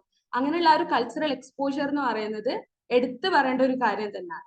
പിന്നെ സെൻട്രൽ യൂണിവേഴ്സിറ്റിയിൽ ഒരുപാട് ക്ലബ്സ് ഉണ്ടാവും. നമുക്ക് തന്നെ സൊസൈറ്റീസ് ഫോം ചെയ്യാനുള്ള ഫ്രീഡം ഉണ്ട്. ഒരുപാട് സൊസൈറ്റീസ് ഉണ്ടാവും. ഇപ്പൊ ഡിയുവിന്റെ എല്ലാം കേസിലാണെന്നുണ്ടെങ്കിൽ അവിടെ കൾച്ചറൽ ഫെസ്റ്റിവൽ ഒരു ഫെസ്റ്റ് സീസൺ എന്ന് പറഞ്ഞിട്ട് 1 മാസം അല്ലെങ്കിൽ 2 മാസത്തോളം അവിടെ ഡിയുവിൽ ഫെസ്റ്റ് നടന്നുകൊണ്ടിരിക്കും. അതിങ്ങനെ ഓരോ കോളേജസും ഒരു 1 മന്തോളം ഡിപ്പാർട്ട്മെന്റ് ഫെസ്റ്റ് നടത്തും. എന്നിട്ട് ഈ ഒരു മാസത്തിന്റെ അവസാനമാണ് കോളേജ് ഫെസ്റ്റ് ഉണ്ടാവുക. സോ ഡിയുവിൽ ഒരുപാട് കോളേജ് ഇങ്ങനെ അടുത്തടുത്തായതുകൊണ്ട് തന്നെ നമുക്ക് എല്ലാ കോളേജിലും പോയിട്ട് അവിടെയുള്ള പ്രോഗ്രാമിൽ പാർട്ടിസിപ്പേറ്റ് ചെയ്യാൻ പറ്റും, അതിൽ ഇൻവോൾവ് ആവാൻ പറ്റും എന്നുള്ളതാണ്. സോ പിന്നെ ഒരു കാര്യം പറയുകയാണെന്നുണ്ടെങ്കിൽ നമുക്ക് ഇവിടുന്ന് കിട്ടുന്ന നെറ്റ്വർക്കിംഗ് ആൻഡ് കരിയർ ഓപ്പർച്യൂണിറ്റീസ്. ഒരു സെൻട്രൽ യൂണിവേഴ്സിറ്റി എന്ന് പറയുന്ന സമയത്ത് പലതരം കോഴ്സുകൾ ചെയ്യുന്ന ആൾക്കാർ ഇവിടെ ഉണ്ടാവും. സോ എന്താണ് ചില ആൾക്കാർ എന്താ ഭാവിയിൽ ഒരു നല്ലൊരു ഗവേഷകനാവണം അല്ലെങ്കിൽ ഒരു സയന്റിസ്റ്റ് ആവണം എന്ന് ആഗ്രഹമുള്ള ഒരാൾ മുതൽ ഒരു ഭാവിയിൽ ഒരു പൊളിറ്റീഷ്യൻ ആവണം എന്നുള്ള ആഗ്രഹമുള്ള ആൾക്കാർ വരെ ഉണ്ടാവും. സോ നമുക്ക് അത്രയും ഡിഫറെന്റ് ആയിട്ടുള്ള ഒരു ഗ്രൂപ്പ് ഓഫ് എന്താണ് കണക്ഷൻസ് ആണ് കിട്ടുന്നത്. സോ നമുക്കൊരു ഹെൽപ്പ് വരുന്ന സമയത്ത് നമുക്ക് ഈ ഒരു നല്ല ഗുഡ് കണക്ഷൻസ് യൂസ് ചെയ്യാൻ പറ്റും എന്നുള്ളതാണ്. പിന്നെ ലാംഗ്വേജിന്റെ കാര്യം പറയുകയാണെന്നുണ്ടെങ്കിൽ എല്ലാവർക്കും ഇപ്പോ സെൻട്രൽ യൂണിവേഴ്സിറ്റിയിൽ വരുന്ന സമയത്ത് എല്ലാവർക്കും ഉള്ളൊരു ടെൻഷനാണ് ഹിന്ദി അറിയില്ല അല്ലെങ്കിൽ ഇംഗ്ലീഷ് ഫ്ലുവന്റ് അല്ല, അങ്ങനെയുള്ള ഒരുപാട് ടെൻഷൻസ് ഉണ്ടാവും. മലയാളീസ് ഉണ്ടാവില്ലല്ലോ, എങ്ങനെയാണ് ബാക്കിയുള്ള ആൾക്കാരോട് ഇന്ററാക്ട് ചെയ്യാന്നുള്ളത്. സോ ഫസ്റ്റത്തെ ഒരു കാര്യം എന്താ വെച്ചാൽ ഇന്ത്യയിലുള്ള ഏതൊരു സെൻട്രൽ യൂണിവേഴ്സിറ്റി നമ്മൾ എടുത്തു നോക്കി കഴിഞ്ഞാലും അവിടെ ഒരു വലിയ മലയാളി ഗ്രൂപ്പ് തന്നെ ഉണ്ട് എന്നുള്ളതാണ്. അപ്പൊ എനിക്ക് പറയാനുള്ളത് ഈ ഒരു മലയാളീസിന്റെ ആ ഒരു ഗ്രൂപ്പിൽ നിൽക്കാതെ ഒന്നും കൂടി ബാക്കിയുള്ള ആൾക്കാരോട് മിങ്കിൾ ചെയ്ത് അവരോട് നമ്മൾ സംസാരിക്കാം. സോ ഞാൻ മനസ്സിലാക്കിയെടുത്തോളം ഒരു കാര്യം എന്താണെന്ന് വെച്ചാൽ ഇപ്പൊ നമുക്ക് ഇംഗ്ലീഷ് അത്ര ലാംഗ്വേജ് ഫ്ലുവന്റ് ഇല്ലാന്നുണ്ടെങ്കിലും they are not going to judges. നമുക്ക് ഫ്രീലി അവരോട് ടോക്ക് ചെയ്യാം. അങ്ങനെ നമ്മളെ ലാംഗ്വേജ് നല്ല രീതിയിൽ ഇംപ്രൂവ് ആവും. ആരും ഒരു ജഡ്ജ്മെന്റ് മെന്റാലിറ്റിയിൽ ആരും ഉണ്ടാവില്ല. നമുക്ക് നല്ല രീതിയിൽ അവരോട് മിങ്കിൾ ചെയ്യാന്നുള്ളതാണ്. പിന്നെ ഇപ്പോ പ്രൊഫസേഴ്സിനോടായി കഴിഞ്ഞാലും നമ്മൾ ഇംഗ്ലീഷിലാണ് നമ്മൾ കമ്മ്യൂണിക്കേഷൻ ഫുള്ള് വരുന്നത്. പിന്നെ നമുക്ക് വൈവ ഉണ്ടാവും. സോ വൈവന്റെ സമയത്തായി കഴിഞ്ഞാലും നമ്മളെ ലാംഗ്വേജ് നല്ല രീതിയിൽ ഇംപ്രൂവ് ആവും എന്നുള്ളതാണ്. ഈ ഒരു നമ്മളെ ഈ ഒരു ഗ്രാജുവേഷൻ അല്ലെങ്കിൽ പോസ്റ്റ് ഗ്രാജുവേഷൻ കഴിയുന്തോറും നമ്മളെ ലാംഗ്വേജ് നല്ല രീതിയിൽ ഇംപ്രൂവ് ആവും. പിന്നെ എടുത്തു പറയേണ്ട ഒരു കാര്യമാണ് അലുമിനി നെറ്റ്വർക്ക് എന്ന് പറയുന്നത്. സോ അപ്പോ ഈ ഒരു സെൻട്രൽ യൂണിവേഴ്സിറ്റിയിൽ നമ്മൾ നോക്കിക്കഴിഞ്ഞാൽ നമ്മളൊരു UPSC റാങ്ക് ഹോൾഡേഴ്സും കാര്യങ്ങളെല്ലാം നോക്കിക്കഴിഞ്ഞാൽ നമുക്ക് മനസ്സിലാവും അധികം UPSC റാങ്ക് ഹോൾഡേഴ്സും വരുന്നത് ഒരു സെൻട്രൽ യൂണിവേഴ്സിറ്റി ഗ്രാജുവേറ്റ് ആയിട്ടുള്ള ഒരാളാണ്. സോ അത്തരം UPSC എല്ലാം ഇഷ്ടം ഇപ്പൊ ഒരു ഭാവിയിൽ ഒരു UPSC എക്സാം അറ്റംപ്റ്റ് ചെയ്യണം എന്ന് ആഗ്രഹമുള്ളവർക്കെല്ലാം ഏറ്റവും നല്ലൊരു സ്പേസ് ആണ് ഈ ഒരു സെൻട്രൽ യൂണിവേഴ്സിറ്റി എന്ന് പറയുന്നത്. ഇപ്പൊ നമ്മൾ ഡിയുലായി കഴിഞ്ഞാലും ഓരോ സ്ഥലത്തെയും അലുമിനീസ് എടുത്ത് നോക്കിക്കഴിഞ്ഞാൽ വലിയ വലിയ പൊളിറ്റീഷ്യൻസ് മുതൽ എല്ലാ ഡിഫറെന്റ് മേഖലകളിൽ തിളങ്ങി നിൽക്കുന്ന ആൾക്കാരെ നമുക്ക് എന്ത് ചെയ്യാൻ പറ്റും, കാണാൻ പറ്റും എന്നുള്ളതാണ്. ആഫ്റ്റർ ഓൾ ഈ ഒരു സെൻട്രൽ യൂണിവേഴ്സിറ്റിയിൽ പഠിക്കുന്ന സമയത്ത് നമുക്ക് ഈ ഒരു എഡ്യൂക്കേഷൻ എന്നുള്ള ഒരു കാര്യം മാത്രമല്ല, ആസ് എ ഹ്യൂമൻ ബീങ് നമ്മൾ സർവൈവ് ചെയ്യാൻ പഠിക്കുന്നുള്ളതാണ്. ഒരു ഡൽഹി പോലെയുള്ള ഒരു സ്ഥലത്ത് പഠിക്കുന്ന സമയത്ത് നമ്മൾ വീട്ടിൽ നിന്ന് മാറി ഒരു ദൂരെ ഒരു സ്ഥലത്ത് പോയി പഠിക്കുമ്പോൾ ഒരു മാസം നമ്മളെ ഫിനാൻഷ്യലി നമ്മൾ എങ്ങനെ മാനേജ് ചെയ്യണം, പൈസ എങ്ങനെ മാനേജ് ചെയ്യണം. അതുപോലെ തന്നെ ഒരു ഡൽഹി പോലുള്ള ഒരു സ്ഥലമാകുമ്പോൾ എക്സ്ട്രീം ആയിട്ടുള്ള ക്ലൈമറ്റ് ആണ്. സോ ഈ ഒരു ഭയങ്കര തണുപ്പിൽ അല്ലെങ്കിൽ ചൂടിൽ എങ്ങനെ സർവൈവ് ചെയ്യണം എന്നുള്ള ആ ഒരു അഡ്ജസ്റ്റ്മെന്റ് നമുക്ക് ഈ ഒരു 3 ഇയർ അല്ലെങ്കിൽ 4 ഇയർ കഴിയുമ്പോഴത്തേനും ആവുന്നുള്ളതാണ്. സോ ഈ ഒരു ഗ്രാജുവേഷൻ കഴിയുമ്പോഴും ആ ഒരു പ്രോസസ്സ് കഴിയുമ്പോൾ നമ്മൾ എവിടെ പോയി നിന്നാലും അഡ്ജസ്റ്റ് ചെയ്യാനുള്ള ഒരു രീതിയിലായിട്ടുണ്ടാവും. സോ എല്ലാ രീതിയിൽ പറയുകയാണെന്നുണ്ടെങ്കിലും നമുക്ക് ബെനിഫിറ്റ് തന്നെയാണ് കിട്ടുന്നത്. ഇനി ഞാനിപ്പോ വൈ സെൻട്രൽ യൂണിവേഴ്സിറ്റീസിനുള്ള ആ ഒരു കാര്യത്തിൽ കുറച്ച് കാര്യങ്ങൾ പറഞ്ഞു. ഇനി നോക്കുകയാണെന്നുണ്ടെങ്കിൽ ഇന്ത്യയിലെ പ്രസ്റ്റീജിയസ് ആയിട്ടുള്ള കുറച്ച് സെൻട്രൽ യൂണിവേഴ്സിറ്റീസിനെ ഞാൻ പരിചയപ്പെടുത്താം. സോ മെയിൻ ആയിട്ട് പറയുകയാണെന്നുണ്ടെങ്കിൽ ഫസ്റ്റ് ഉള്ളതാണ് യൂണിവേഴ്സിറ്റി ഓഫ് ഡൽഹി. സോ ഞാൻ ഓൾറെഡി മെൻഷൻ ചെയ്തു. സോ ഡൽഹി യൂണിവേഴ്സിറ്റി എന്ന് പറയുന്ന സമയത്ത് 100 വർഷത്തിൽ കൂടുതൽ പഴക്കമുള്ള ഒരു പ്രസ്റ്റീജിയസ് ആയിട്ടുള്ള ഒരു യൂണിവേഴ്സിറ്റിയാണ് യൂണിവേഴ്സിറ്റി ഓഫ് ഡൽഹി എന്ന് പറയുന്നത്. സോ ഇവിടെയുള്ള ഒരു പ്രത്യേകത എന്താണെന്ന് വെച്ചാൽ നോർത്ത് ആൻഡ് സൗത്ത് ക്യാമ്പസിൽ ഡിസ്ട്രിബ്യൂട്ടഡ് ആയിട്ട് 90+ കോളേജസ് ഈ ഒരു ഡിയുന്റെ അണ്ടറിൽ വരുന്നുണ്ട്. സോ അതിൽ നമ്മൾ ഈ ഒരു ഓരോ കോളേജസും നോക്കിക്കഴിഞ്ഞാൽ മിറാണ്ട ഹൗസ് അല്ലെങ്കിൽ Hindu College, Saint Stephen's College, SRCC, Lady Shriram College, അങ്ങനെ ഓരോ ഇപ്പോ NIRF റാങ്കിങ് ഓരോ ഇയറിലും വരുന്ന സമയത്ത് നമ്മൾ ഈ ഒരു ഫസ്റ്റിലുള്ള ഒരു ടോപ്പ് റാങ്കിങ്ങിലുള്ള കോളേജസ് നോക്കിക്കഴിഞ്ഞാൽ അതിലെ അധികം കോളേജസും ഈ ഒരു യൂണിവേഴ്സിറ്റി ഓഫ് ഡൽഹിയുടെ അണ്ടറിൽ വരുന്നതാണ്. സോ അത്രയും റെപ്യൂട്ടഡ് ആയിട്ടുള്ള ഇൻസ്റ്റിറ്റ്യൂഷൻസ് ആണ് DUന്റെ അണ്ടറിൽ വരുന്നത് എന്നുള്ളതാണ്. പിന്നെ DU അധികവും പ്രൊവൈഡ് ചെയ്യുന്നത് ഹോണേഴ്സ് ഡിഗ്രി കോഴ്സസ് ആണ്. ഇപ്പോൾ 3 ഇയറിൽ നിന്ന് മാറിയിട്ട് 4 ഇയർ ഡിഗ്രി കോഴ്സസ് ആണ് ഇപ്പോൾ DU പ്രൊവൈഡ് ചെയ്യുന്നത് എന്നുള്ളതാണ്. ഇനി നമുക്ക് പറയുകയാണെന്നുണ്ടെങ്കിൽ അടുത്തതാണ് JNU, ജവഹർലാൽ നെഹ്റു യൂണിവേഴ്സിറ്റി. ന്യൂഡൽഹിയിൽ തന്നെ സിറ്റുവേറ്റഡ് ആയിട്ടുള്ള ഒരുപാട് കാലം പഴക്കമുള്ള പ്രസ്റ്റീജിയസ് ആയിട്ടുള്ള ഒരു യൂണിവേഴ്സിറ്റിയാണ്. JNU എന്ന് പറയുന്നത് മെയിൻ ആയിട്ട് ആർട്സ് കോഴ്സുകൾക്ക് വളരെ ഫേമസ് ആയിട്ടുള്ള ഒരു യൂണിവേഴ്സിറ്റിയാണ്. അടുത്തതാണ് Aligarh Muslim university. So Aligarh UP situated ആയിട്ടുള്ള ഒരു യൂണിവേഴ്സിറ്റിയാണ്. സോ AMUന്റെ പ്രത്യേകത എന്തെന്ന് വെച്ചാൽ ഇപ്പോ കോമൺലി എല്ലാ യൂണിവേഴ്സിറ്റിക്കും നമ്മൾ CUET എക്സാം ആണ് എഴുതാറുള്ളത്. പക്ഷേ AMUൽ അധികം അവര് BA അല്ലെങ്കിൽ BSc MSc കോഴ്സുകൾക്ക് അവരുടേതായിട്ടുള്ള സെപ്പറേറ്റ് എൻട്രൻസ് എക്സാം ആണ് നടത്താറുള്ളത്. സോ അതൊന്ന് ശ്രദ്ധിക്കുക. പിന്നെ ഞാൻ ഓൾറെഡി മെൻഷൻ ചെയ്തു university of Hyderabad. So university of Hyderabad എന്ന് പറയുന്നത് ഒരു 2500 ഏക്കർ ക്യാമ്പസ് വരുന്ന ഒരു വലിയ ക്യാമ്പസ് ആണ്. അതിൽ തന്നെ നമ്മൾ കോഴ്സസ് പറയുകയാണെന്നുണ്ടെങ്കിൽ യൂണിവേഴ്സിറ്റി ഓഫ് ഹൈദരാബാദിൽ മാത്രം പ്രൊവൈഡ് ചെയ്യുന്ന ടൈപ്പ് ഓഫ് കോഴ്സസ് ഉണ്ട്. ഇവിടെ ഇന്റഗ്രേറ്റഡ് പ്രോഗ്രാംസ് ആണ് അധികവും പ്രൊവൈഡ് ചെയ്യുന്നത്.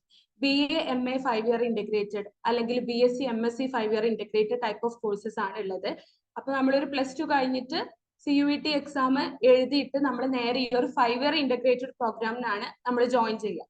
പിന്നെ നമുക്ക് UG PG ഒരു 5 ഇയറിൽ കഴിയും, അല്ലെങ്കിൽ നമുക്കൊരു 3 ഇയർ എക്സിറ്റ് ഓപ്ഷനും ഇവിടെ ഉണ്ട് എന്നുള്ളതാണ്. ഇനി പറയാനുള്ളതാണ് ജാമിയ മില്ലിയ ഇസ്ലാമിയ. ന്യൂഡൽഹിയിൽ തന്നെ സിറ്റുവേറ്റഡ് ആയിട്ടുള്ള ഒരു പ്രസ്റ്റീജിയസ് ഇൻസ്റ്റിറ്റ്യൂഷൻ ആണ്. സോ JMIനെ കുറിച്ച് പറയുകയാണെന്നുണ്ടെങ്കിലും ഞാൻ അലിഗഡ് മുസ്ലിം യൂണിവേഴ്സിറ്റി പറഞ്ഞ പോലെ തന്നെ ഇവരും സെപ്പറേറ്റ് ആയിട്ടുള്ള എക്സാംസ് ആണ് ചില കോഴ്സിന് നടത്തി വരുന്നത്. അപ്പോൾ അപ്ലിക്കേഷൻ കൊടുക്കുന്ന സമയത്ത് അത് ശ്രദ്ധിക്കുക. പിന്നെ ഏഷ്യയിലെ തന്നെ നമ്പർ 1 ആയിട്ടുള്ള ഇൻസ്റ്റിറ്റ്യൂഷൻ ആണ് വാരാണസിയിൽ സിറ്റുവേറ്റഡ് ആയിട്ടുള്ള BHU അഥവാ ബനാറസ് ഹിന്ദു യൂണിവേഴ്സിറ്റി എന്ന് പറയുന്നത്. പിന്നെ ഇംഗ്ലീഷ് അല്ലെങ്കിൽ ലാംഗ്വേജസ് പഠിക്കാൻ താല്പര്യമുള്ളവർക്ക് എപ്പോഴും ഒരു ഡ്രീം ഇൻസ്റ്റിറ്റ്യൂഷൻ ആയിട്ടുള്ള ഒരു ഇൻസ്റ്റിറ്റ്യൂഷൻ ആണ് IFLU അഥവാ English and foreign language university എന്ന് പറയുന്നത്. ഹൈദരാബാദിലാണ് സിറ്റുവേറ്റഡ് ആയിട്ടുള്ളത്. പിന്നെ ഈ ഒരു TIS എന്ന് പറയുന്നത് Tata institute of social science. നമുക്കൊരു സെൻട്രൽ യൂണിവേഴ്സിറ്റിയുടെ കാറ്റഗറിയിൽ പെടുത്താൻ പറ്റൂല, ഒരു ഡീംഡ് ആയിട്ടുള്ള യൂണിവേഴ്സിറ്റി ആണ്. ബട്ട് സെൻട്രൽ ഗവൺമെന്റ് നേരിട്ട് ഫണ്ട് ചെയ്യുന്ന ഒരു ഇൻസ്റ്റിറ്റ്യൂഷൻ ആണ് Tata institute of social science. So ഈ ഒരു TISൽ നമുക്ക് വെറൈറ്റി ഓഫ് കോഴ്സസ്, നമ്മൾ ഫസ്റ്റ് ടൈം കേൾക്കുന്ന ടൈപ്പ് ഓഫ് കോഴ്സസ് നമുക്ക് എന്ത് ചെയ്യാൻ പറ്റും, TISൽ കേൾക്കാൻ പറ്റും. ഒന്നുകൂടി സോഷ്യൽ വർക്ക്, ആർട്സ് കോഴ്സസിനെ കൂടുതൽ സപ്പോർട്ട് ചെയ്യുന്ന രീതിയിലുള്ള കോഴ്സസ് ആണ് TIS പ്രൊവൈഡ് ചെയ്യുന്നത്. അതുപോലെ തന്നെ ഒരുപാട് പ്ലേസ്മെന്റ് ഓപ്പർച്യൂണിറ്റീസ് ഉള്ള ഒരു പ്രസ്റ്റീജിയസ് ആയിട്ടുള്ള ഇൻസ്റ്റിറ്റ്യൂഷൻ ആണ് TIS എന്ന് പറയുന്നത്. പിന്നെ വരുന്ന ഒരു യൂണിവേഴ്സിറ്റി ആണ് പോണ്ടിച്ചേരി യൂണിവേഴ്സിറ്റി. പിന്നെ നമുക്കറിയാം നമ്മളെ central university of Kerala Kasaragod situate ചെയ്യുന്ന യൂണിവേഴ്സിറ്റിയാണ്. പിന്നെ യൂണിവേഴ്സിറ്റി ഓഫ് അലഹബാദ് ഉണ്ട്. ഇന്ദിരാഗാന്ധി നാഷണൽ ട്രൈബൽ യൂണിവേഴ്സിറ്റി മധ്യപ്രദേശിലാണുള്ളത്. പിന്നെ ഹൈദരാബാദിൽ തന്നെ സിറ്റുവേറ്റ് ചെയ്യുന്ന മൗലാന ആസാദ് നാഷണൽ ഉറുദു യൂണിവേഴ്സിറ്റി, പിന്നെ university of Karnataka, university of Punjab, ആസാമിലുള്ള Tezpur university, university of Kashmir, ഇങ്ങനെ ഒരുപാട് യൂണിവേഴ്സിറ്റീസ് ഉണ്ട്. ഞാനിപ്പോ ഏറ്റവും പ്രസ്റ്റീജിയസ് ആയിട്ടുള്ള 1-2 യൂണിവേഴ്സിറ്റീസ് ആണ് ഇവിടെ മെൻഷൻ ചെയ്തത്. അപ്പൊ നിങ്ങൾ ശ്രദ്ധിക്കേണ്ട കാര്യം എന്താന്ന് വെച്ചാൽ 54+ സെൻട്രൽ യൂണിവേഴ്സിറ്റീസ് വരുന്നുണ്ട്. അപ്പോ കറക്റ്റ് ഇപ്പോ നമ്മൾ CUET എക്സാം എല്ലാം കഴിഞ്ഞിട്ട് അപ്ലൈ ചെയ്യുന്ന സമയത്ത് നിങ്ങളുടെ കോഴ്സ് ഏതാണോ, ഈ കോഴ്സിന് ഏറ്റവും അനുയോജ്യമായിട്ടുള്ള യൂണിവേഴ്സിറ്റി ഏതാണോ, കാര്യങ്ങൾ ചെക്ക് ചെയ്യുക. അവർ NIRF റാങ്കിങ് നോക്കുക. പിന്നെ നമ്മളെ ഡിപ്പാർട്ട്മെന്റ് എവിടെയാണോ ഏറ്റവും നല്ലത്, നമുക്ക് എവിടെയാണ് ഏറ്റവും നല്ല ഫെസിലിറ്റീസ്, ലാബ് ഫെസിലിറ്റീസ് ആയി കഴിഞ്ഞാലും എല്ലാ രീതിയിലും നമ്മളെ ഡിപ്പാർട്ട്മെന്റ് എവിടെയാണ്, കാര്യങ്ങളെല്ലാം നോക്കിയതിന് ശേഷം മാത്രം യൂണിവേഴ്സിറ്റീസ് ചൂസ് ചെയ്യാന്നുള്ളതാണ് മെയിൻ ആയിട്ട് ശ്രദ്ധിക്കേണ്ട ഒരു കാര്യം. ഇനിയിപ്പോ നമ്മള് ഇന്ത്യയിലെ തന്നെ മോസ്റ്റ് ആയിട്ടുള്ള പ്രീമിയർ ഇൻസ്റ്റിറ്റ്യൂഷൻസിനെ കുറിച്ച് ഡിസ്കസ് ചെയ്തു. ഇനി നമുക്ക് ഇവിടെ നമുക്ക് എങ്ങനെ അഡ്മിഷൻ കിട്ടാന്നുള്ള ഒരു കാര്യമാണ് മെയിൻ ആയിട്ട് ശ്രദ്ധിക്കേണ്ടത്. സോ ഇപ്പോ ഒരു 4 ഇയർ മുന്നേ ഈ ഒരു അഡ്മിഷൻ പ്രൊസീജിയർ എന്ന് പറയുന്നത്, ഇപ്പൊ എനിക്ക് DUല് അഡ്മിഷൻ വേണമെന്നുണ്ടെങ്കിൽ ഞാൻ അവിടെ സെപ്പറേറ്റ് അപ്ലൈ ചെയ്യണം. JNUല് സെപ്പറേറ്റ് എൻട്രൻസ് എക്സാം ഉണ്ടാവും. ജാമ്യക്ക് ഞാൻ അവർ എക്സാം എഴുതണം. അങ്ങനെ നമ്മൾ ഓരോ ഇൻസ്റ്റിറ്റ്യൂഷനും സെപ്പറേറ്റ് ആയിട്ടുള്ള എൻട്രൻസ് എക്സാം ആയിരുന്നു ഉണ്ടായിരുന്നത്. ഇപ്പോ മാറിയിട്ട് ഒരു സെൻട്രൽ യൂണിവേഴ്സിറ്റിയിൽ അഡ്മിഷൻ എടുക്കാൻ ആഗ്രഹമുള്ള ഒരു കുട്ടിക്ക് ഒരു ഗോൾഡൻ ഓപ്പർച്യൂണിറ്റി ആണ് ഈ ഒരു CUET എന്ന് പറയുന്നത്, കോമൺ യൂണിവേഴ്സിറ്റി എൻട്രൻസ് ടെസ്റ്റ്. ഈ ഒരു ടെസ്റ്റ് നടത്തുന്നത് NTA അഥവാ നാഷണൽ ടെസ്റ്റിംഗ് ഏജൻസി ആണ്. സോ ഇതിന്റെ ഒരു മെയിൻ ഒരു അഡ്വാൻറ്റേജ് എന്താന്ന് വെച്ചാൽ ഇപ്പോ എനിക്ക് ഈ ഒരു പ്രീമിയർ ഇൻസ്റ്റിറ്റ്യൂഷൻസിലെല്ലാം അഡ്മിഷൻ വേണമെന്നുണ്ടെങ്കിലും ഞാൻ ഈ ഒരു ഒറ്റ CUET എക്സാം അറ്റൻഡ് ചെയ്താൽ മതി. അപ്പോൾ അതിനുശേഷം എനിക്ക് ഓരോ ഇൻസ്റ്റിറ്റ്യൂഷനിൽ എവിടെയാണോ എനിക്ക് അഡ്മിഷൻ വേണ്ടത് ഈ ഒരു ഒറ്റ ഒരു എക്സാമിന്റെ സ്കോർ വെച്ചിട്ട് എനിക്ക് എല്ലാ സ്ഥലത്തും അപ്ലൈ ചെയ്യാൻ പറ്റും എന്നുള്ളത് ഒരു വലിയ കാര്യമാണ്. സിംഗിൾ വിൻഡോ ഓപ്പർച്യൂണിറ്റി ആണ് എല്ലാ വിദ്യാർത്ഥികൾക്കും. സോ ഈ ഒരു CUET UG തന്നെ 300+ യൂണിവേഴ്സിറ്റീസ് വരുന്നുണ്ട്. അതിൽ തന്നെ സെൻട്രൽ യൂണിവേഴ്സിറ്റികൾ മാത്രമല്ല ഡീംഡ് സ്റ്റേറ്റ് ആൻഡ് പ്രൈവറ്റ് യൂണിവേഴ്സിറ്റീസും വരുന്നുണ്ട്.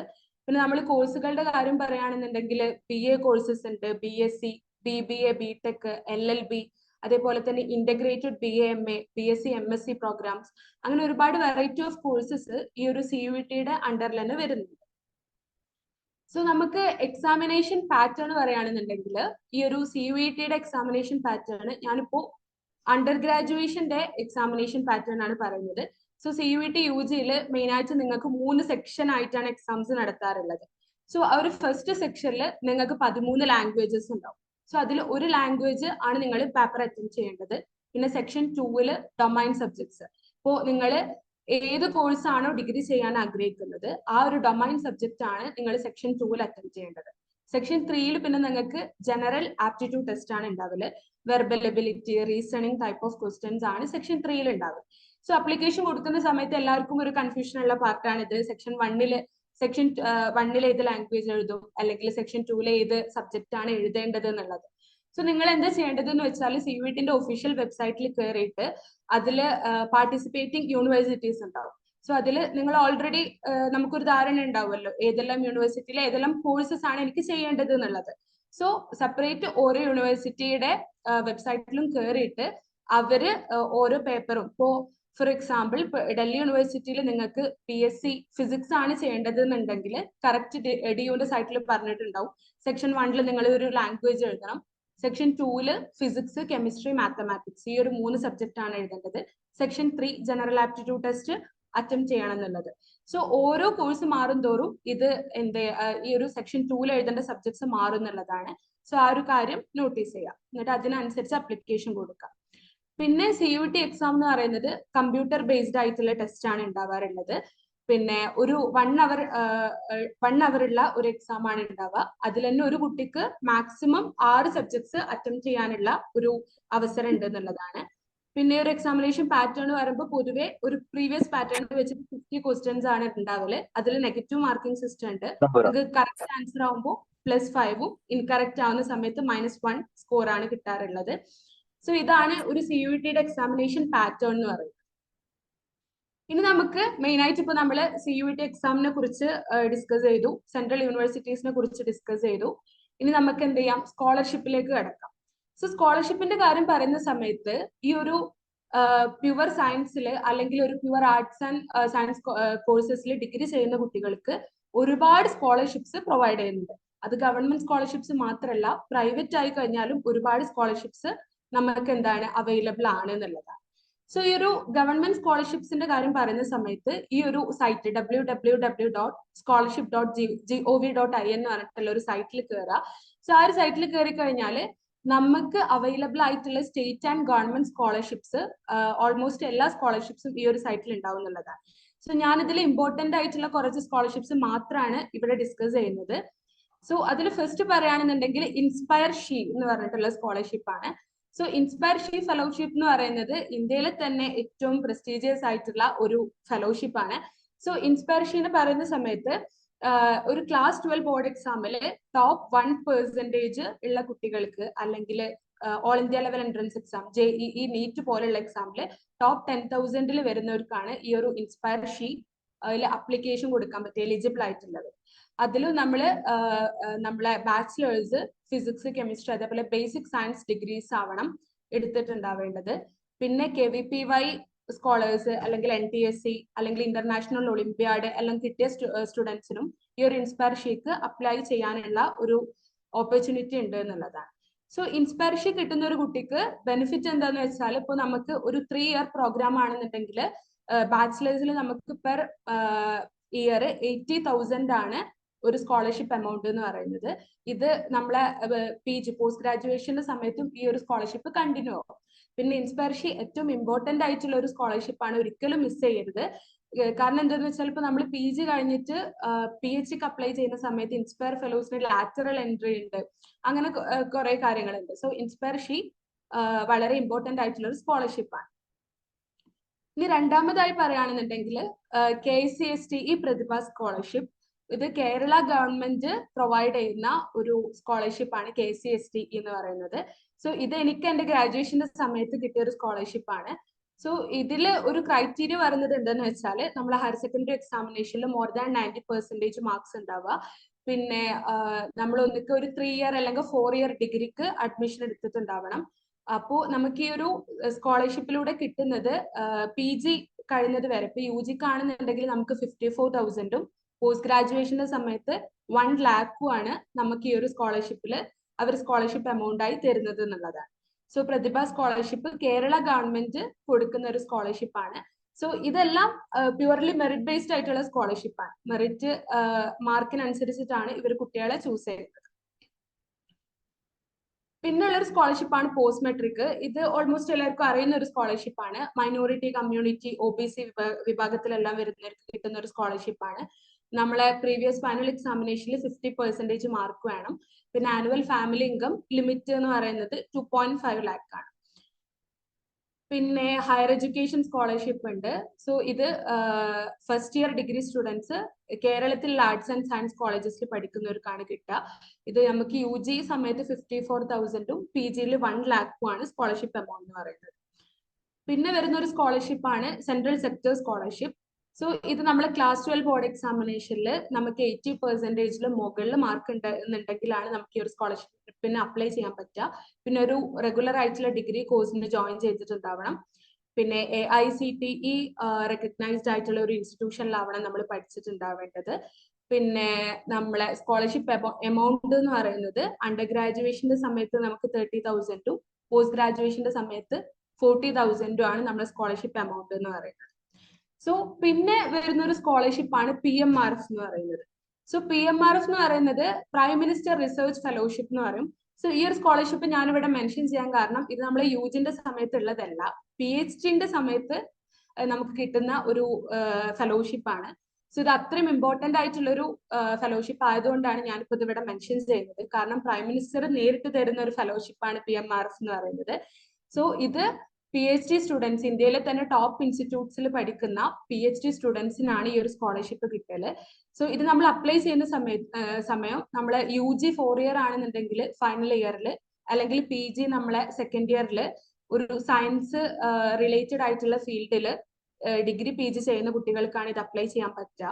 സോ അതും മെയിൻ ആയിട്ട് സെൻട്രൽ യൂണിവേഴ്സിറ്റീസ്, ഇവരെ PMRFന്റെ സൈറ്റിൽ അവർ കറക്റ്റ് മെൻഷൻ ചെയ്തിട്ടുണ്ട് ഇൻസ്റ്റിറ്റ്യൂട്ട്സ് ഏതൊക്കെയാണ്. സോ അതിൽ സെൻട്രൽ യൂണിവേഴ്സിറ്റീസ്, അതുപോലെ തന്നെ ISERS, IIT, IISc പോലെയുള്ള ടോപ്പ് ആയിട്ടുള്ള ഇൻസ്റ്റിറ്റ്യൂഷൻസ് ആണ് PMRFന്റെ അണ്ടറിൽ വരുന്നത്. സോ PMRFൽ നമുക്ക് നമ്മൾ ആ ഒരു ടോട്ടൽ ആ ഒരു PhD ഡ്യൂറേഷന്റെ സമയത്ത് 10 lakhോളാണ് നമുക്ക് ഈ ഒരു ഗവൺമെന്റ് സ്കോളർഷിപ്പ് ആയിട്ട് പ്രൊവൈഡ് ചെയ്യുന്നത്. സോ ഒരിക്കലും മിസ് ചെയ്യാൻ പാടില്ലാത്ത ഒരു ഇമ്പോർട്ടന്റ് ആയിട്ടുള്ള ഫെലോഷിപ്പ് ആണ് PMRF prime minister research fellowship എന്ന് പറയുന്നത്. ഇപ്പൊ ഞാൻ കുറച്ച് ഇമ്പോർട്ടന്റ് ആയിട്ടുള്ള ഗവൺമെന്റ് സ്കോളർഷിപ്സ് മാത്രമാണ് ഡിസ്കസ് ചെയ്തത്. അതുപോലെ തന്നെ ഒരുപാട് സ്കോളർഷിപ്സ് ഇനിയും ഉണ്ട്. അപ്പൊ ഈ ഒരു സൈറ്റിൽ കയറി കഴിഞ്ഞാൽ നിങ്ങൾക്ക് ഓൾമോസ്റ്റ് എല്ലാ സ്കോളർഷിപ്സിനെ കുറിച്ചിട്ടും ഒരു ഐഡിയ കിട്ടും. അപ്ലിക്കേഷൻ എപ്പോഴാണ് സ്റ്റാർട്ട് ചെയ്യുക, ഡെഡ് ലൈൻ എപ്പോഴാണെന്നുള്ള കാര്യങ്ങൾ. പിന്നെ നോക്കുകയാണെന്നുണ്ടെങ്കിൽ പ്രൈവറ്റ് സ്കോളർഷിപ്പ്. സോ എത്രത്തോളം പേർക്ക് ഈ ഒരു പ്രൈവറ്റ് സ്കോളർഷിപ്പിനെ കുറിച്ച് അറിയുമെന്ന് എനിക്കറിയില്ല. മെയിൻ ആയിട്ട് പറയുകയാണെന്നുണ്ടെങ്കിൽ ഈ ഒരു ബഡ്ഡി ഫോർ സ്റ്റഡി എന്ന് പറഞ്ഞിട്ടുള്ള ഒരു സൈറ്റ് ഉണ്ട്, www.buddyforstudy.com. സോ ഈ ഒരു സൈറ്റിൽ നമ്മൾ കയറി കഴിഞ്ഞാൽ ഫസ്റ്റ് അതിൽ കയറിയിട്ട് ഒരു അക്കൗണ്ട് ക്രിയേറ്റ് ചെയ്യാം. നമ്മളെ പേരും കാര്യങ്ങളും കൊടുത്തിട്ട് നമ്മളെ ഇൻഫോർമേഷൻസും കൊടുത്തു കഴിഞ്ഞാൽ നമ്മളെ ഫീൽഡിൽ പിന്നെ നമുക്ക് മാച്ചിങ് ആയിട്ടുള്ള എല്ലാ സ്കോളർഷിപ്സും വരും. സോ അതിനനുസരിച്ചിട്ട് ഇപ്പോ ഇന്ത്യയിൽ തന്നെ ഒരുപാട് കമ്പനികൾ പ്രൊവൈഡ് ചെയ്യുന്ന ഒരുപാട് സ്കോളർഷിപ്സ് ഉണ്ട്. സോ അത്തരം സ്കോളർഷിപ്പുകൾ നമുക്ക് കിട്ടാനുള്ള ചാൻസ് ഉണ്ട് എന്നുള്ളതാണ്. സോ പ്രൈവറ്റ് സ്കോളർഷിപ്പ് അധികം കുട്ടികൾക്കും അത്ര അവെയർ ഇല്ലാത്തൊരു സംഭവമാണ്. സോ ഫസ്റ്റ് തന്നെ പറയുകയാണെന്നുണ്ടെങ്കിൽ എന്റെ ഗ്രാജുവേഷൻ സമയത്ത് എനിക്ക് കിട്ടിയ ഒരു സ്കോളർഷിപ്പാണ് doctor Reddy foundation Sashakt scholarship എന്ന് പറയുന്നത്. സോ റെഡ്ഡി ഫൗണ്ടേഷൻ എന്ന് പറയുന്നത് ഇന്ത്യയിലെ തന്നെ ഒരു ഫാർമസ്യൂട്ടിക്കൽ കമ്പനിയാണ്. സോ അവർ പ്രൊവൈഡ് ചെയ്യുന്ന ഒരു സ്കോളർഷിപ്പ് ആണിത്. സോ ഇത് മെയിൻ ആയിട്ട് ഫീമെയിൽ സ്റ്റുഡൻസിനാണ് കൊടുക്കുന്നത്. പിന്നെ നമ്മളെ ഈ ഒരു എൻറ്റയർ അക്കാഡമിക്സിൽ നമുക്കൊരു സ്ട്രോങ് അക്കാഡമിക് റെക്കോർഡ് ഉണ്ടാവണം എന്നുള്ളതാണ്. പിന്നെ MBBS, BTech അല്ലെങ്കിൽ നാച്ചുറൽ പ്യുവർ സയൻസിൽ ഡിഗ്രി ചെയ്യണം. അതിൽ തന്നെ ഈ ഒരു റെഡി ഫൗണ്ടേഷന്റെ ആ ഒരു സൈറ്റിൽ ഇവർ ലിസ്റ്റഡ് ആയിട്ടുള്ള കുറച്ച് ഇൻസ്റ്റിറ്റ്യൂഷൻസ് ഉണ്ട്. സോ ഇതിൽ പഠിക്കുന്ന കുട്ടികൾക്ക് മാത്രമാണ് ഈ ഒരു സ്കോളർഷിപ്പിന് അപ്ലൈ ചെയ്യാൻ പറ്റുക. സോ ഇതാണ് ഇവിടെ എല്ലാമാണ് നമ്മൾ സെൻട്രൽ യൂണിവേഴ്സിറ്റീസിന്റെ ഇമ്പോർട്ടൻസ് വരുന്നത്. അപ്പോ പ്രീമിയർ ആയിട്ടുള്ള ഇൻസ്റ്റിറ്റ്യൂഷനിൽ പഠിക്കുന്ന സമയത്ത് നമുക്ക് ഓൾമോസ്റ്റ് എല്ലാ പ്രൈവറ്റ് ആൻഡ് ഗവൺമെന്റ് സ്കോളർഷിപ്സിന് നമ്മൾ അപ്ലൈ ചെയ്യാൻ വേണ്ടിയിട്ട് നമ്മൾ എലിജിബിൾ ആവുന്നുള്ളതാണ്. അപ്പോൾ റെഡി ഫൗണ്ടേഷൻ സശക്ത സ്കോളർഷിപ്പിന്റെ സ്കോളർഷിപ്പ് എമൗണ്ട് എന്ന് പറയുന്നത് 2,40,000 ആണ്. പെർ ഇയർ നമുക്ക് 80,000 വെച്ചിട്ടാണ് നമ്മുടെ ബാച്ചിലേഴ്സിന് കിട്ടുക. പിന്നെ ഇത് അപ്ലിക്കേഷൻ സ്റ്റാർട്ട് ചെയ്യുന്നത് June 1 ഡെഡ് ലൈന് October 30 ആണ്. സോ ഇപ്പൊ ഓപ്പണിംഗ് ആയിട്ടുള്ള ഒരു സ്കോളർഷിപ്പ് ആണ് സശക്ത് എന്ന് പറയുന്നത്. പിന്നുള്ള ഒരു പ്രൈവറ്റ് സ്കോളർഷിപ്പ് ആണ് PM ഫൗണ്ടേഷന്റെ centres of excellence scholarship. So ഇതും സ്റ്റുഡൻസ് ലൈക്ക് UG അല്ലെങ്കിൽ PG ചെയ്യുന്ന റെപ്യൂട്ടഡ് ഇൻസ്റ്റിറ്റ്യൂഷൻസ് ഓഫ് കൺട്രി ചെയ്യുന്ന സ്റ്റുഡൻസിനാണ് ഈ ഒരു PM ഫൗണ്ടേഷന്റെ സ്കോളർഷിപ്പ് അവൈലബിൾ ആയിട്ടുള്ളത്. ഇതും അപ്ലിക്കേഷൻ ഓഗസ്റ്റ് സെപ്റ്റംബർ സമയത്താണ് നടക്കുക. അപ്പൊ നമ്മൾ ഒരു അപ്ലിക്കേഷൻ കൊടുത്തു കഴിഞ്ഞാൽ പിന്നെ എന്താണ് ഒരു ഇന്റർവ്യൂ, അവർ ഷോർട്ട് ലിസ്റ്റ് ആയിട്ടുള്ള കുട്ടികളെ ഒരു റിലീസ് ചെയ്ത് കഴിഞ്ഞാൽ പിന്നെ നമുക്കൊരു ഇന്റർവ്യൂ ഉണ്ടാവും. ആ ഇന്റർവ്യൂക്ക് ശേഷമാണ് നമുക്ക് ഈ ഒരു സ്കോളർഷിപ്പ് കിട്ടുക. പിന്നെ റിലയൻസ് ഫൗണ്ടേഷൻ പ്രൊവൈഡ് ചെയ്യുന്ന ഒരു സ്കോളർഷിപ്പ് ഉണ്ട്. അണ്ടർ ഗ്രാജുവേറ്റ്സിന് മാത്രമല്ല പോസ്റ്റ് ഗ്രാജുവേറ്റ്സിനും റിലയൻസ് ഫൗണ്ടേഷന് ഈ ഒരു സ്കോളർഷിപ്പ് പ്രൊവൈഡ് ചെയ്യുന്നുണ്ട് എന്നുള്ളതാണ്. സോ ഇതിന് അപ്ലൈ ചെയ്യാൻ നമുക്ക് 12th 60% വേണം. പിന്നെ നമ്മളൊരു ഫുൾ ടൈം ഡിഗ്രി കോഴ്സിൽ എൻറോൾ ചെയ്തിട്ട് ഫസ്റ്റ് ഇയറിലാവണം.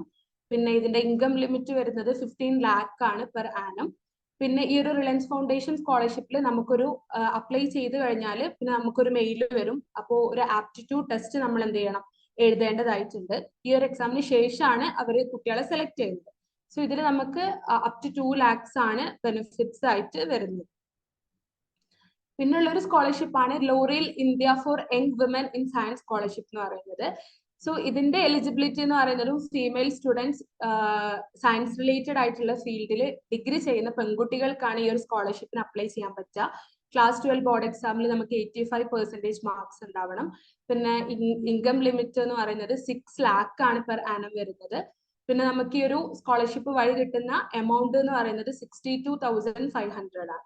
സോ ഒരു ലോറിയൽ ഇന്ത്യ സ്കോളർഷിപ്പിന് ഫസ്റ്റ് എങ്ങനെ വെച്ചാൽ നമ്മൾ അപ്ലിക്കേഷൻ കൊടുത്തു കഴിഞ്ഞാൽ പിന്നെ നമുക്കൊരു ടെലിഫോണിക് ഇന്റർവ്യൂ ഉണ്ടാവും, പിന്നെ ഒരു വീഡിയോ കോൾ ഇന്റർവ്യൂ, അങ്ങനെ ഒരു പ്രൊസീജിയറിലാണ് ഇതിന്റെ അപ്ലിക്കേഷൻ നടക്കാറുള്ളത്. പിന്നെ പറയേണ്ട ഒരു സ്കോളർഷിപ്പ് ആണ് HDFC ബാങ്ക് കൊടുക്കുന്ന ഒരു സ്കോളർഷിപ്പ് ഉണ്ട്. സോ ഇതും ഒരു ഗ്രാജുവേഷൻ ഒരു ജനറൽ ഡിഗ്രിയിൽ അല്ലെങ്കിൽ പ്രൊഫഷണൽ കോഴ്സിൽ ഇന്ത്യയിൽ പഠിക്കുന്ന ഫസ്റ്റ് ഇയർ പഠിക്കുന്ന കുട്ടികൾക്കാണ് ഈ ഒരു സ്കോളർഷിപ്പിന് അപ്ലൈ ചെയ്യാൻ പറ്റല്. ഇതിന്റെ ബെനിഫിറ്റ് എന്ന് പറയുന്നത് ഇപ്പൊ ഒരു ഡിഗ്രി കോഴ്സ് ചെയ്യുന്ന കുട്ടിയാണെന്നുണ്ടെങ്കിൽ 30,000 പ്രൊഫഷണൽ കോഴ്സ് ചെയ്യുന്നവർക്ക് 50,000 ആണ് ഈ ഒരു സ്കോളർഷിപ്പിന്റെ എമൗണ്ട് എന്ന് പറയുന്നത്. സോ ഇത് October 30 ആണ് ഡെഡ് ലൈൻ വരുന്നത്. പിന്നെ FAEA എന്ന് പറഞ്ഞിട്ടുള്ള foundation of academic excellence and access എന്ന് പറഞ്ഞിട്ടുള്ള സ്കോളർഷിപ്പ് ഉണ്ട്. സോ ഇതിന്റെ എലിജിബിലിറ്റി എന്ന് പറയുന്നത് ഫസ്റ്റ് ഇയർ ഡിഗ്രി സ്റ്റുഡൻസ് ആവണം. പിന്നെ നമുക്ക് മോർ ദാൻ 90% നമ്മുടെ ഹയർ സെക്കൻഡറി എക്സാമിനേഷനിൽ മാർക്ക് വേണം. പിന്നെ ടോപ്പ് ഇൻസ്റ്റിറ്റ്യൂഷൻസിൽ അഡ്മിഷൻ എടുത്തവർക്കാണ് ഈ ഒരു സ്കോളർഷിപ്പിന് കിട്ടാനുള്ള പോസിബിലിറ്റി കൂടുതലുള്ളത്. ഓക്കെ, പിന്നെ ഇതിന്റെ ബെനിഫിറ്റ്സ് എന്ന് പറയുന്നത് FAEA സ്കോളർഷിപ്പ് കിട്ടിയവർക്ക് ഇവർ ട്യൂഷൻ ഫീ, പിന്നെ നമ്മളെ മെയിൻ്റനൻസ് അലവൻസ്, നമ്മളെ ഹോസ്റ്റൽ ചാർജ് ഫുൾ ഇവർ എന്ത് ചെയ്തിട്ടുണ്ടാവും, ഈ ഒരു സ്കോളർഷിപ്പിലൂടെ കവർ ചെയ്തിട്ടുണ്ടാവും എന്നുള്ളതാണ്. സോ ഡെഡ് ലൈൻ വരുന്നത് June 30 ആണ്. പിന്നെ ഗേൾസിന് അപ്ലൈ ചെയ്യാൻ പറ്റിയ ഒരു സ്കോളർഷിപ്പ് ആണ് കൊടൽ കന്യ സ്കോളർഷിപ്പ് ഫോർ ഗേൾസ്. സോ ഇത് മെറിറ്റോറിയസ് ആയിട്ടുള്ള ഗേൾ സ്റ്റുഡൻസിന് കൊടുക്കുന്ന ഒരു പ്രൈവറ്റ് സ്കോളർഷിപ്പ് ആണ്. ക്ലാസ് 12 നമുക്ക് 75% മോർ മാർക്സ് വേണം. പിന്നെ റെപ്യൂട്ടഡ് ആയിട്ടുള്ള ഇൻസ്റ്റിറ്റ്യൂഷൻസിൽ NIRF അല്ലെങ്കിൽ NAC അക്രഡിറ്റഡ് ആയിട്ടുള്ള റെപ്യൂട്ടഡ് ഇൻസ്റ്റിറ്റ്യൂഷൻസിൽ അഡ്മിഷൻ എടുത്തവർക്കാണ് ഈ ഒരു സ്കോളർഷിപ്പ് കിട്ടുക. പിന്നെ ഇതിന്റെ ബെനിഫിറ്റ്സ് എന്ന് പറയുന്നത് 1.5 lakh ആണ് പെർ ഇയർ. സോ അത്രയും ഹൈ എമൗണ്ട് ഉള്ള സ്കോളർഷിപ്സ് നമുക്ക് എന്തുണ്ട്, അവൈലബിൾ ആയിട്ടുണ്ട്. സോ ഇതിന്റെ ഡെഡ് ലൈന് ഒരു September 30 ആ ഒരു സമയമാണ്. പിന്നെയുള്ള ഒരു സ്കോളർഷിപ്പ് ആണ് കോൾഗേറ്റ് പ്രൊവൈഡ് ചെയ്യുന്ന keep India smiling foundation scholarship എന്ന് പറയുന്നത്. സോ ഈ ഒരു കീപ് ഇന്ത്യ സ്മൈലിംഗ് ഫൗണ്ടേഷനിൽ നമുക്കൊരു ഗ്രാജുവേഷൻ പ്രോഗ്രാമിൽ നമ്മൾ എൻറോൾ ചെയ്തിട്ടുണ്ടാവണം. പിന്നെ ക്ലാസ് 12 ബോർഡ് എക്സാമിൽ നമുക്കൊരു 60% മാർക്ക് വേണം. പിന്നെ നമ്മൾ ആ ഒരു 3 ഇയർ പ്രോഗ്രാമിൽ പെർ ഇയർ നമുക്ക് 30,000 ആണ് അവർ കൊടുക്കുന്നത്. ഡെഡ് ലൈന് 31 മാർച്ച് ആണ്. സോ ഇങ്ങനെ ഒരുപാട് സ്കോളർഷിപ്സ് ഉണ്ട്. ഞാനിപ്പോൾ കുറച്ച് പ്രൈവറ്റ് സ്കോളർഷിപ്സ് മാത്രമാണ് ഇവിടെ ലിസ്റ്റ് ഔട്ട് ചെയ്തിട്ടുള്ളത്. അപ്പൊ നിങ്ങൾ ബഡ്ഡി ഫോർ സ്റ്റഡിയിൽ കയറി നോക്കുക, എന്നിട്ട് ഒരു അക്കൗണ്ട് ക്രിയേറ്റ് ചെയ്യുക, എന്നിട്ട് നിങ്ങൾക്ക് നിങ്ങളെ എലിജിബിലിറ്റി വെച്ചിട്ടുള്ള സ്കോളർഷിപ്സ് ഏതെല്ലാമാണെന്ന് നോക്കുക. അതിന് ഡെഡ് ലൈൻ അനുസരിച്ചിട്ട് അപ്ലിക്കേഷൻസ് കൊടുക്കുക. അപ്പോൾ ഓരോ സ്കോളർഷിപ്പിനും ഓരോ ക്രൈറ്റീരിയാസ് ആവും. ചിലതിന് എക്സാംസ് നമ്മൾ എന്തെങ്കിലും ആപ്റ്റിറ്റ്യൂഡ് ടെസ്റ്റ് എഴുതേണ്ടി വരും. ചില സ്കോളർഷിപ്സിനാണെന്നുണ്ടെങ്കിൽ നമുക്ക് ഒരു വീഡിയോ കോൾ ഇന്റർവ്യൂ അല്ലെങ്കിൽ ഒരു ടെലിഫോണിക് ഇന്റർവ്യൂ ഉണ്ടാവും. സോ അത് അറ്റൻഡ് ചെയ്യുക. എന്നിട്ട് എല്ലാ സ്കോളർഷിപ്സിനും അപ്ലൈ ചെയ്യാന്നുള്ളതാണ്. അപ്പൊ നമുക്ക് കിട്ടാനുള്ള പോസിബിലിറ്റി കൂടുതലാണ്. അപ്പൊ നമ്മൾ ഈ ഒരു സ്കോളർഷിപ്പ് എല്ലാം ചെക്ക് ചെയ്തപ്പോൾ നമുക്കൊരു കാര്യം മനസ്സിലായി. ഇന്ത്യയിൽ തന്നെ ടോപ്പ് ആയിട്ടുള്ള ഇൻസ്റ്റിറ്റ്യൂഷൻസിൽ പഠിക്കുന്നവർക്ക് സ്കോളർഷിപ്സ് കിട്ടാനുള്ള ചാൻസ് കൂടുതലാണെന്നുള്ളതാണ്. സോ സ്കോളർഷിപ്പിന്റെ കാര്യങ്ങൾ ഇതാണ്. സോ ഓക്കെ, കഴിഞ്ഞു. അപ്പോ ഇതാണ് എനിക്ക് പറയാനുള്ളത്. സെൻട്രൽ യൂണിവേഴ്സിറ്റിയുടെ ഇമ്പോർട്ടൻസ് ഞാൻ പറഞ്ഞു, പിന്നെ ഇമ്പോർട്ടന്റ് ആയിട്ടുള്ള സ്കോളർഷിപ്സിന്റെ കാര്യങ്ങളും മെൻഷൻ ചെയ്തു. Okay, thank you. Okay, thank you. ഇനി നമുക്ക് ഡൗട്ട്സ് ക്ലിയർ ചെയ്യാനുള്ള ഒരു ഓപ്ഷൻ ആണ്. ആർക്കെങ്കിലും ഡൗട്ട്